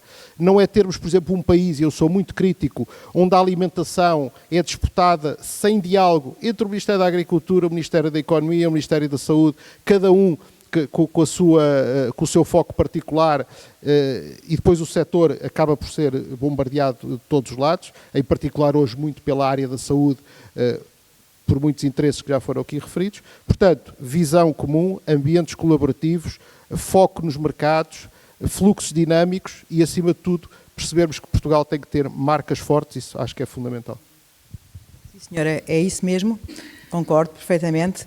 E, continuando nessa linha, pergunto aqui ao engenheiro Tiago Costa o seguinte, para ter os ambientes colaborativos, pergunto se tem produtores nós que lhe entregam a nós, à sua unidade, para além da vossa nós, e pergunto se está a pensar desenvolver projetos com valor acrescentado na nós, que não sejam só o descasque, para não fazer isso que estava aqui o Dr. Pedro a dizer, que era levar a nós para fora para depois ter valor acrescentado lá, e portanto o que é que se pode fazer cá a nós para criar algum valor acrescentado adicional, porque nós realmente é azeite a granel, mandamos para lá e eles depois engarrafam, os italianos e os espanhóis, e põem o rótulo e ganham o dinheiro, até fazem impressão, não é? Portanto nós temos que conseguir fazer nós, a marca é tal coisa e tirar partido disso, mas a nós realmente o miolo é que é o valor, a não ser que se ponha em bolos ou em chocolates ou não sei. Então quero saber se há alguma receita já para tirar partido da nós. Eu já entro mais em específico na nós, embora de facto a nós seja boa ou natural, mas enfim, mas apesar de tudo, eu diria, há aqui um aspecto que eu gostava também de referir, porque estou completamente de acordo com o que foi dito, e parece-me que aqui uma das coisas que também joga muito a favor de um trabalho colaborativo com uma visão estratégica é que conseguimos ter associações fortes, falou-se aqui da Portugal Fresh e por aí fora, da qual eu também sou dirigente, e eu digo que uma das coisas que se tem tentado trabalhar na esfera desse tipo de associações é trabalhar numa lógica de interprofissional. E eu, a título de exemplo, referia aqui o que acontece, por exemplo, nos frutos secos nos Estados Unidos, em que uma Alma Board of California, que é a grande, enfim, associação do setor para as amêndoas, que tem cerca de 50 milhões de dólares, se eu não me engano, de dinheiro disponível para investir no setor. E falo de que maneira? Inovação, gestão do conhecimento, ou enfim, distribuição do conhecimento, se quiserem, e promoção de mercados. Só estas três coisas fazem toda a diferença. E com esta disponibilidade financeira ainda mais, naturalmente. Mas a grande questão é, e depois têm universidades que funcionam de maneira muito diferente, será uma UC Davis na Califórnia faz extensão rural, tem os Farm Advisors que vão às explorações ajudar a dizer exatamente como é que se deve, enfim, de acordo inclusive com a informação mais recente, da investigação aplicada que, entretanto, estão a desempenhar, vão ter com os agricultores, eles próprios, a fazer esse trabalho. Mas eu diria que é fundamental que se consiga realmente dar também, de alguma forma, responsabilizar enfim, os próprios agricultores, através das suas associações, para criarem essa estratégia, para também darem essa dinâmica. Mas para isso, eu diria que as chamadas interprofissionais, e no caso concreto, enfim, dos frutos secos, e até porque enfim, o Presidente da Portugal Nuts também enfim, reivindica um pouco isso, são um caminho que me parece faz todo sentido. E um caminho que permite não apenas enfim, ganhar dimensão, criar esse efeito de chapéu, mas também dar um pouco de orçamento, portanto, de capacitação às próprias associações para intervirem, para tomarem a direção.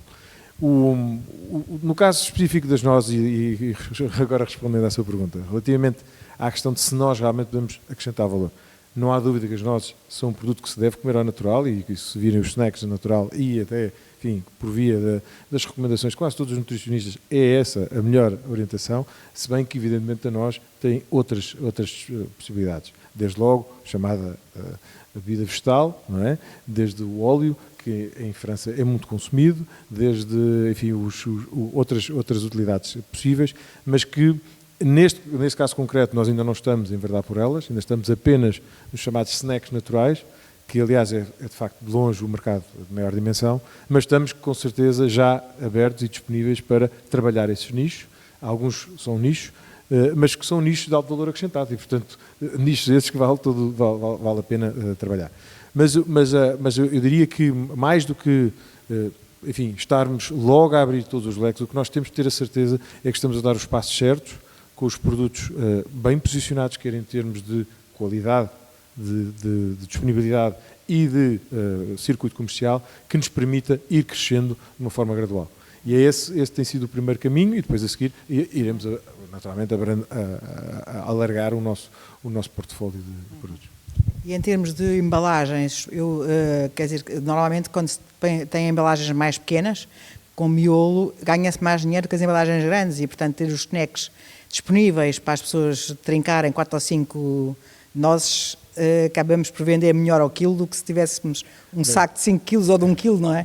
Ainda bem que não está aqui nenhum consumidor, e, portanto, podemos dizer que sim, que de facto é mais simpático quando se faz com embalagens mais pequenas, de menor dimensão. Sem dúvida, aliás, a inovação que aqui falamos, enfim, muitas delas passa pelo packaging, não é? Passa pelo embalamento. E, aliás, eu diria que hoje em dia é uma área que está em franco desenvolvimento. É o tal packaging que dizia aqui o Dr. Pedro Queiroz, tem que ser um packaging amigável, para o ambiente, que tenha bom aspecto, que seja bonito, que não polua o ambiente, que seja de papel que se... Se repararmos, nós também estamos no leite, e portanto se repararmos numa embalagem hoje em dia do leite, aquilo é uma coisa impressionante, a quantidade de certificações, da origem da matéria-prima, enfim, sempre a segurança alimentar, mas depois logo todas aquelas outras, enfim, considerações sobre a sustentabilidade e não sei o quê, está lá tudo, não é? Portanto, acerca do produto já começa a estar menos coisas do que propriamente sobre a embalagem. A embalagem tem imensa inovação, a inovação é uma das coisas com certeza que no embalamento também se tem que entrar em linha de conta, mas depois também na cadeia de valor nós ainda não estamos com o consumidor final, portanto estamos ainda a fazer um negócio B2B, consideramos que ainda há muito desenvolvimento também, enfim, fruto do nosso histórico, da nossa experiência na agroindústria, e portanto desde logo com o tomate e por aí fora, onde sempre trabalhámos em B2B, portanto a trabalhar com outras indústrias, ainda não fizemos o passo para entrarmos diretamente com o consumidor. Estão à procura do si, ainda só tem à procura do si. Como estamos no Alentejo, há poucos X, então...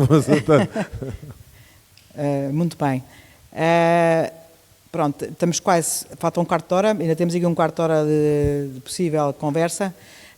Aqui ao Dr. Pedro Queiroz tinha ainda uma pergunta, que é o seguinte: uma vez que têm agroindústrias associadas de vários tipos, se há alguma forma na FIPA de se relacionarem as agroindústrias em termos de B2B para conseguirem que haja negócios entre elas, uma vez que elas já lá estão, e que se dinamize uma forma de agilizar o relacionamento entre os associados, ou não, ou se isso não existe e é um contacto que existe de outra forma, e portanto que a FIPA não promove isso.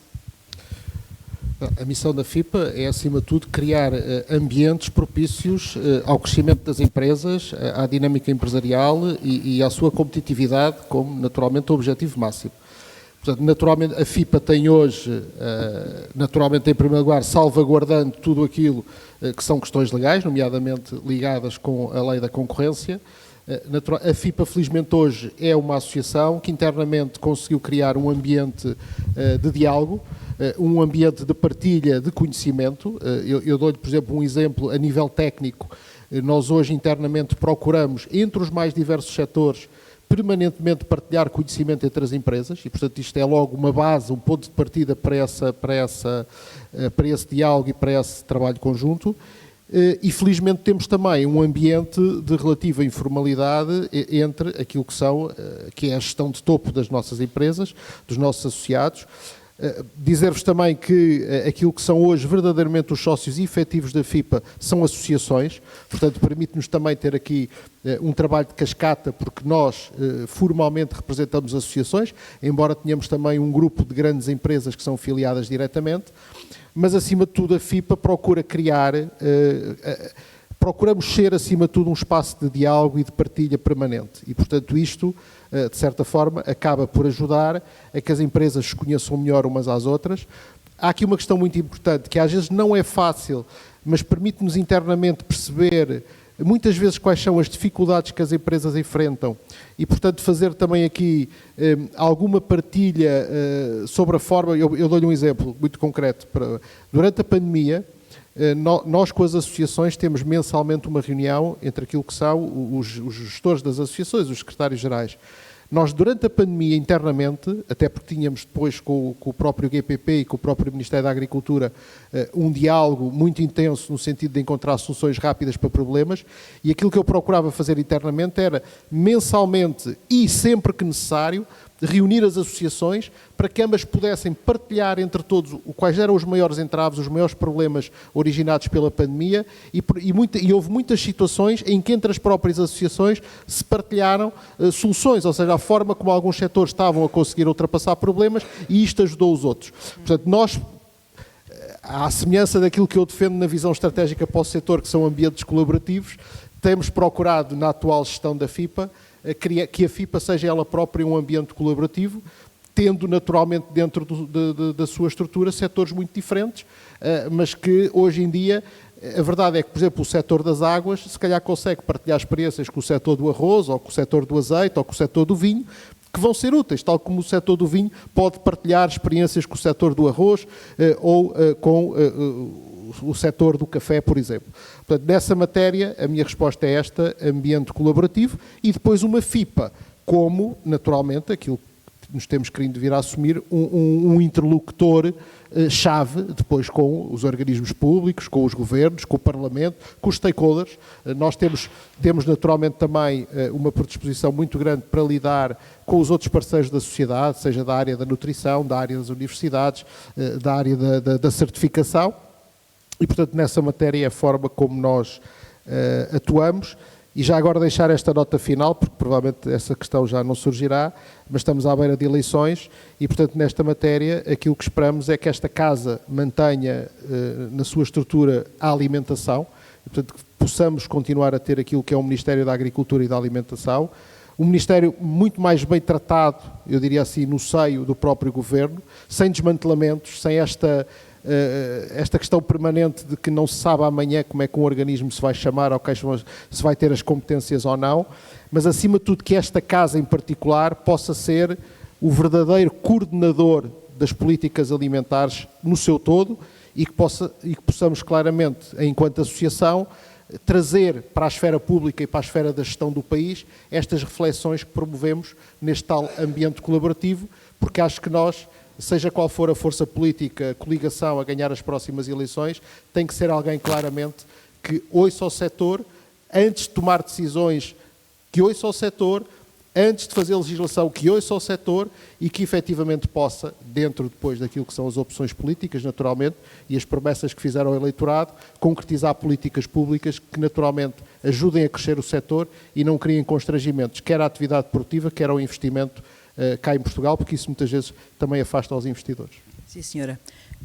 Professor António Serrano, sei que está com pressa, acho que tem que se ir embora, mas uma coisa muito rápida é, já se levantou aqui uma questão, que acho que também foi o Dr. Pedro Queiroz que levantou, que é os requisitos que nós temos para produzir na União Europeia são tantos, que depois não sabemos como é que vamos dirimir quando importamos produtos de fora da União Europeia que não têm esses requisitos e que chegam a preços provavelmente menores e que nós não comparamos os requisitos que eles têm e, portanto, é impossível concorrer porque a forma de produção não é a mesma.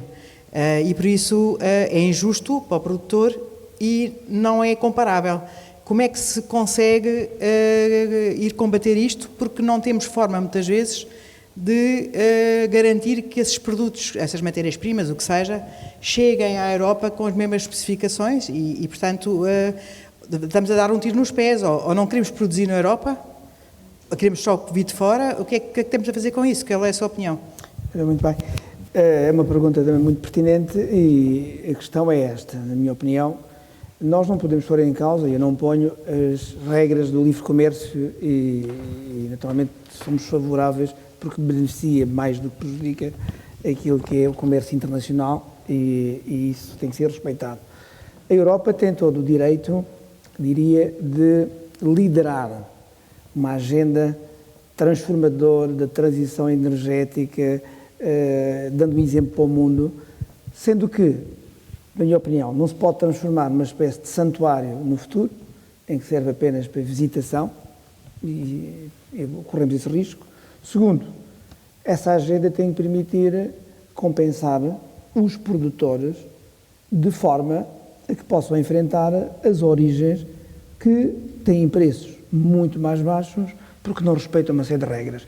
Claro que há uma hipocrisia em tudo isto, porque se nós dizemos para os nossos cidadãos que temos esta agenda transformadora e queremos trazer produtos mais seguros e com mais restrições e que respeitem todas as regras, que é de bem-estar animal, que é de livre de antibióticos, que é de uma série de questões, depois os nossos consumidores são confrontados com outros produtos que trazem esses ingredientes todos. E aqui há uma hipocrisia. Portanto, eu acho que a agenda deveria ser moderada, repensada. Acho que o comissário Frans Timmermans e a Comissão fizeram um trabalho em que provavelmente nós todos andámos um pouco distraídos e os impactos vieram um pouco mais tarde.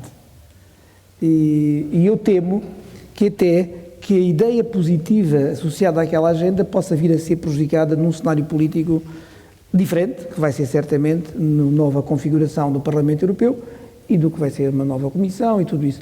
Às tantas poderemos regredir mais do que deveríamos regredir.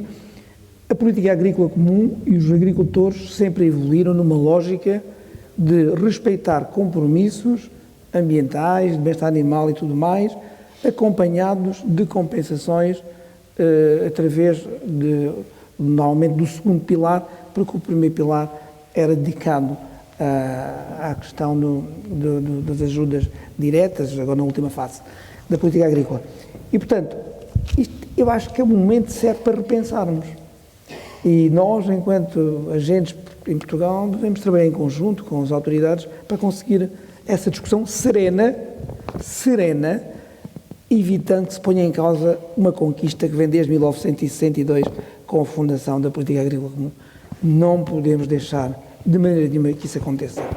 E é este calibre, esta calibração da política que temos que aproveitar para fazer, com reflexo também naturalmente em Portugal, porque cada Estado-membro teve a hipótese de fazer o seu plano estratégico e eu até colaborei na sua construção numa primeira fase, onde tive mais disponibilidade, onde discutimos internamente para Portugal as afinações que achávamos que deveriam ter sido prosseguidas, mas isto é assim, a discussão é democrática e o Governo tem legitimidade, apresentou uma proposta e que eu acho que é a altura de olhar com muita serenidade para ela no próximo quadro político que viemos a ter depois de 10 de março, aqui, e depois no quadro político viemos a ter depois das eleições europeias e da configuração, na nova configuração da arquitetura política na Europa. Mas sem dramas, na minha opinião, não podemos ir atrás destes movimentos inorgânicos e outros que querem quase fazer tábua rasa de tudo o que nós conquistamos. Porque não podemos, isso é que não pode acontecer. Muito obrigado pela vossa atenção. Vou ter que sair mesmo. Sim, senhora. E obrigado por estar convosco. Obrigada.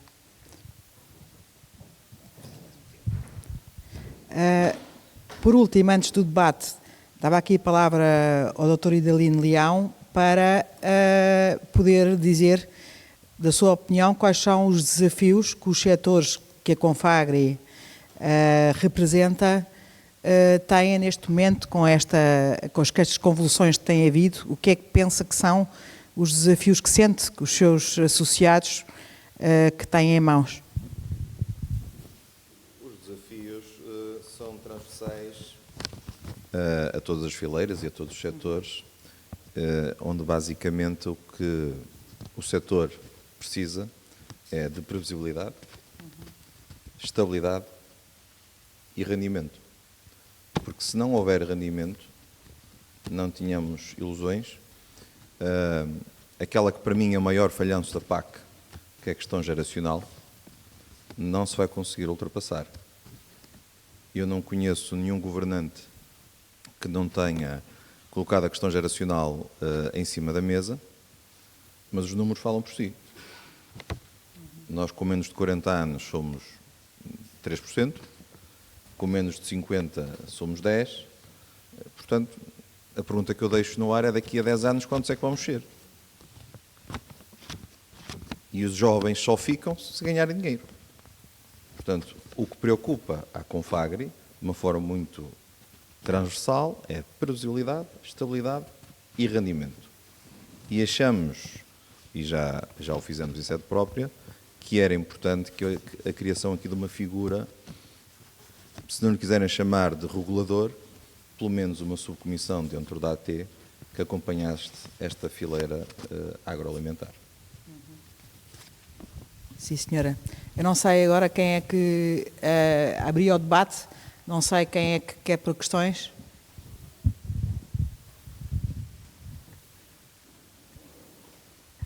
Não há questões. Alguma questão?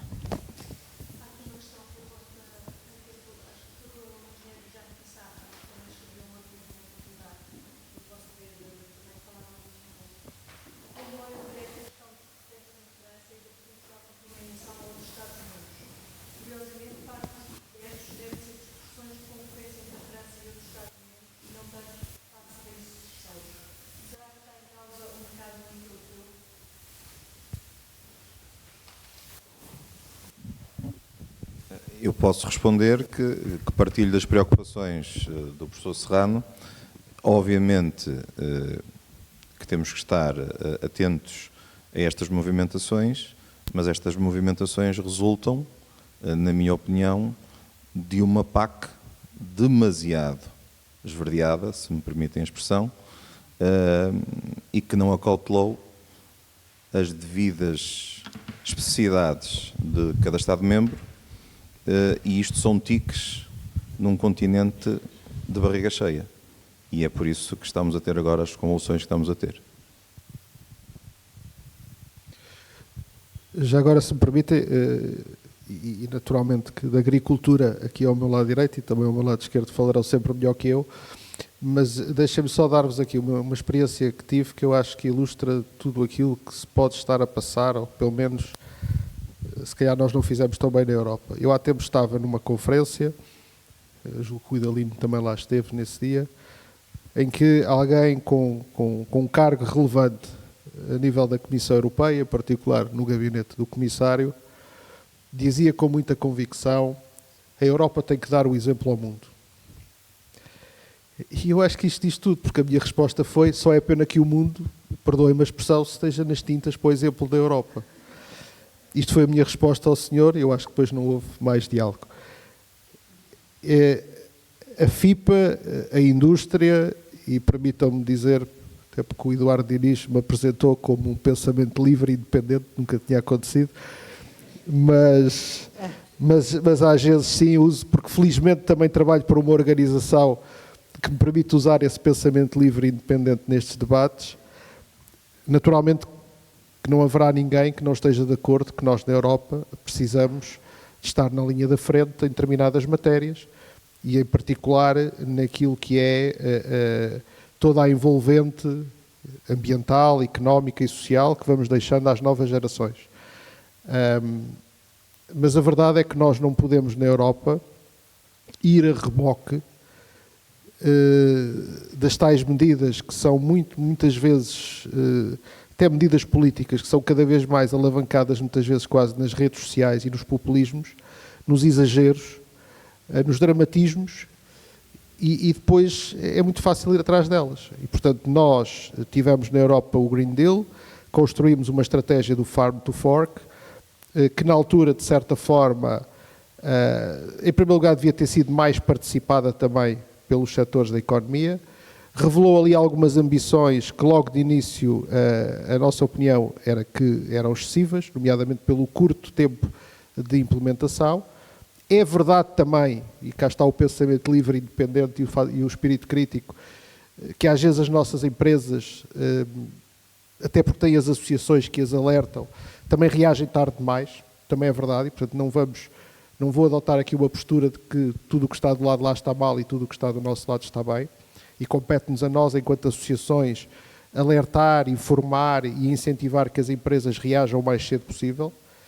A verdade é que pôs-se uma pandemia pelo meio, pôs-se uma crise brutal logística a nível internacional, por guerras, por entupimentos de canais estratégicos, canais marítimos e tudo mais, e é algo que na prática não vai, de certa forma, abrandar, acredito eu. Questões, inclusivamente, como ataques piratas que existem em determinados mares estratégicos, assalto a navios, a alimentação, naturalmente, que é um bem precioso até para muitas regiões do globo. Tudo isto somado implica, e vou usar a expressão do professor António Serrano, que eu acho que é feliz, implica que de uma forma serena, mas também ao mesmo tempo de uma forma muito pragmática, se assuma na Europa que estas estratégias têm que ser revistas. Têm que ser revistas em conjunto com as empresas, têm que ser vistas à luz de uma nova realidade, e temos que ter a humildade de alterar aquilo que efetivamente neste momento está a prejudicar. Esse exemplo que nós queríamos dar acaba por prejudicar a competitividade das nossas empresas e, portanto, acaba por abrir novamente espaço ao crescimento daqueles que na prática depois não cumprem regras. Eu há pouco dizia, se fizermos rapidamente em 30 segundos um andar para trás dos últimos anos, a Europa investiu brutalmente em segurança dos alimentos, a Europa investiu brutalmente em dar respostas às necessidades nutricionais, as empresas continuam a investir em procurar fazer o caminho da sustentabilidade. Por exemplo, um dos grandes investimentos que as nossas empresas estão a fazer é no digital, porque não há sustentabilidade sem digitalização. Isso, para mim, é hoje fator claro. O binómio tecnologia versus sustentabilidade é o próximo grande desafio da gestão das empresas, é como é que realmente se consegue criar esse binómio e integrá-lo nas empresas. E depois a nossa pergunta é, vamos continuar a deixar entrar determinados produtos, porque depois se desinvestiu em determinadas produções, etc, etc. Portanto, eu gostava só de ilustrar esta questão. Não falo tanto dos protestos. Eu acho que os agricultores na Europa estão naturalmente a aproveitar um momento importante, que é um momento eleitoral na Europa, mas provavelmente também estão completamente fartos de terem que pagar os exemplos, tal como muitas vezes a indústria também se farta, não tem às vezes se calhar a força e a visibilidade que os agricultores têm para vir para a rua, mas nós próprios na indústria às vezes dizemos um dia temos mesmo que ir para a rua, porque às vezes ficamos fartos de querer dar um exemplo a quem não quer saber do nosso exemplo para nada. Pronto, é só esta história que eu gostava de vos contar.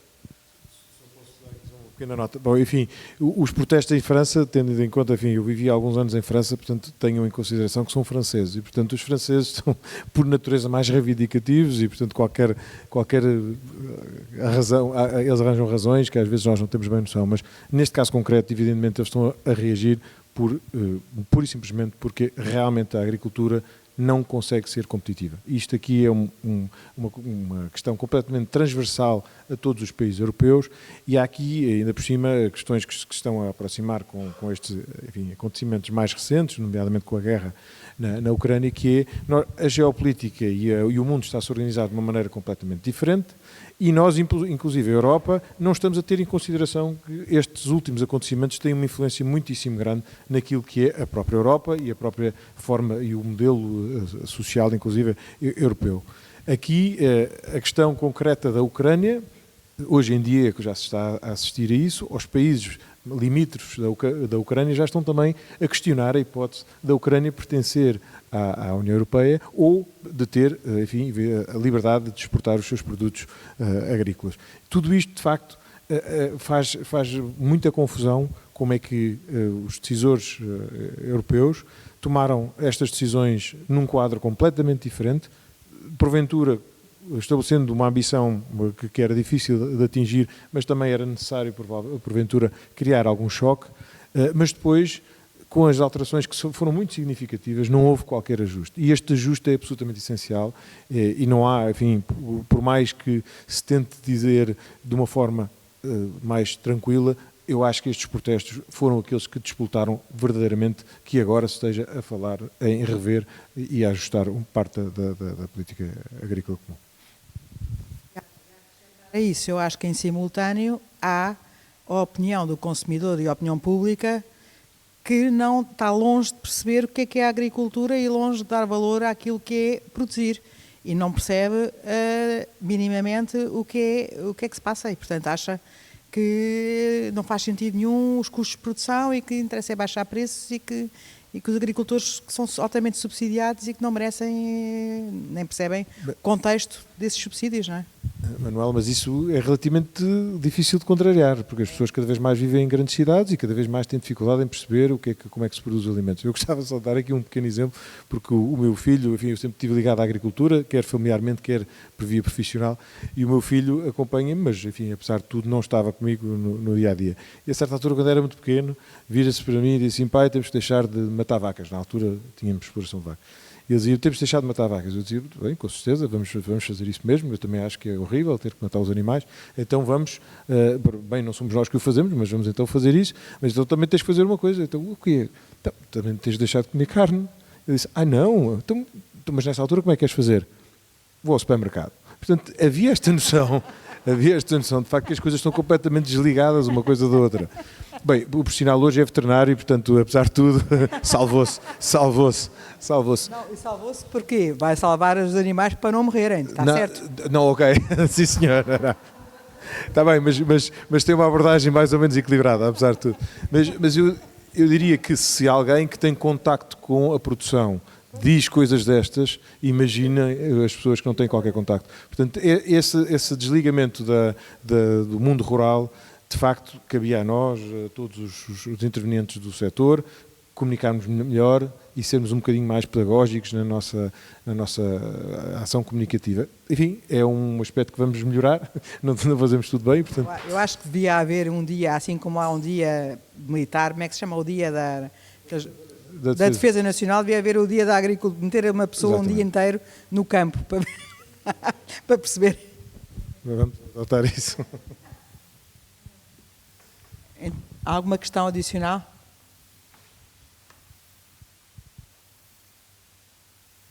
Estão com medo de ir passar um dia ao campo?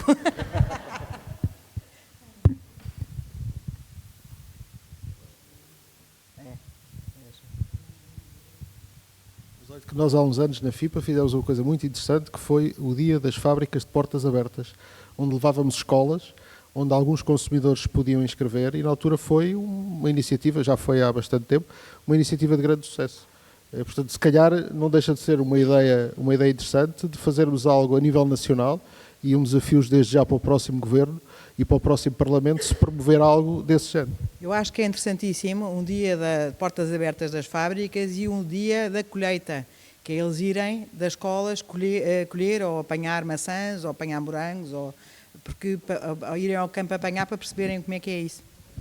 Manuela, nós estamos obviamente aqui a brincar, mas estamos a falar de coisas sérias.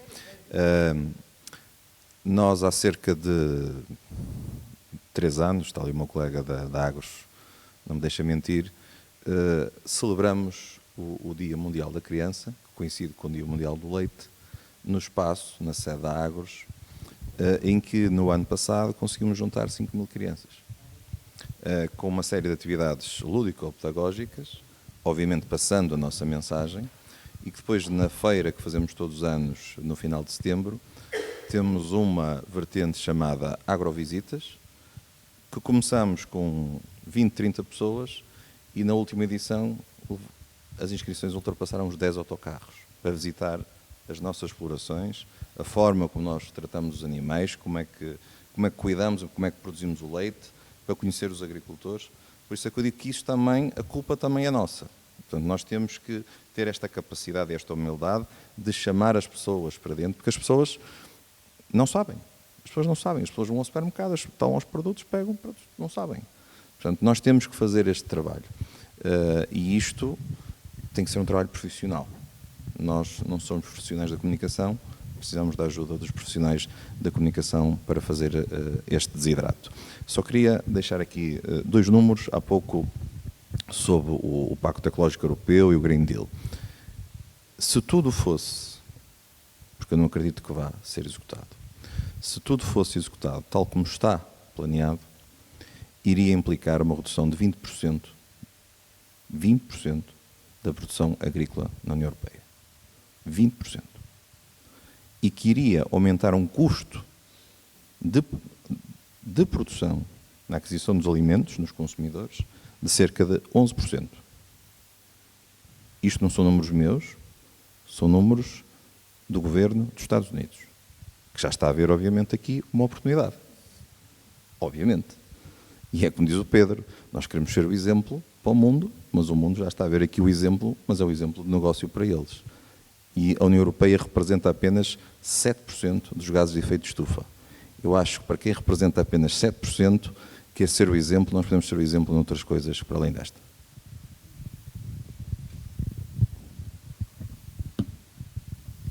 Pronto, eu não sei, uma vez que não há questões, encerramos a sessão, não é? É? Sim, senhora. Muito obrigada a todos. Boa tarde. Só em nome do engenheiro Eduardo Iniste, peço desculpa que teve mesmo que sair, portanto agradeço a todos os participantes, obrigado pela sessão, foi muito interessante e agradeço a presença de todos. Pronto, obrigado.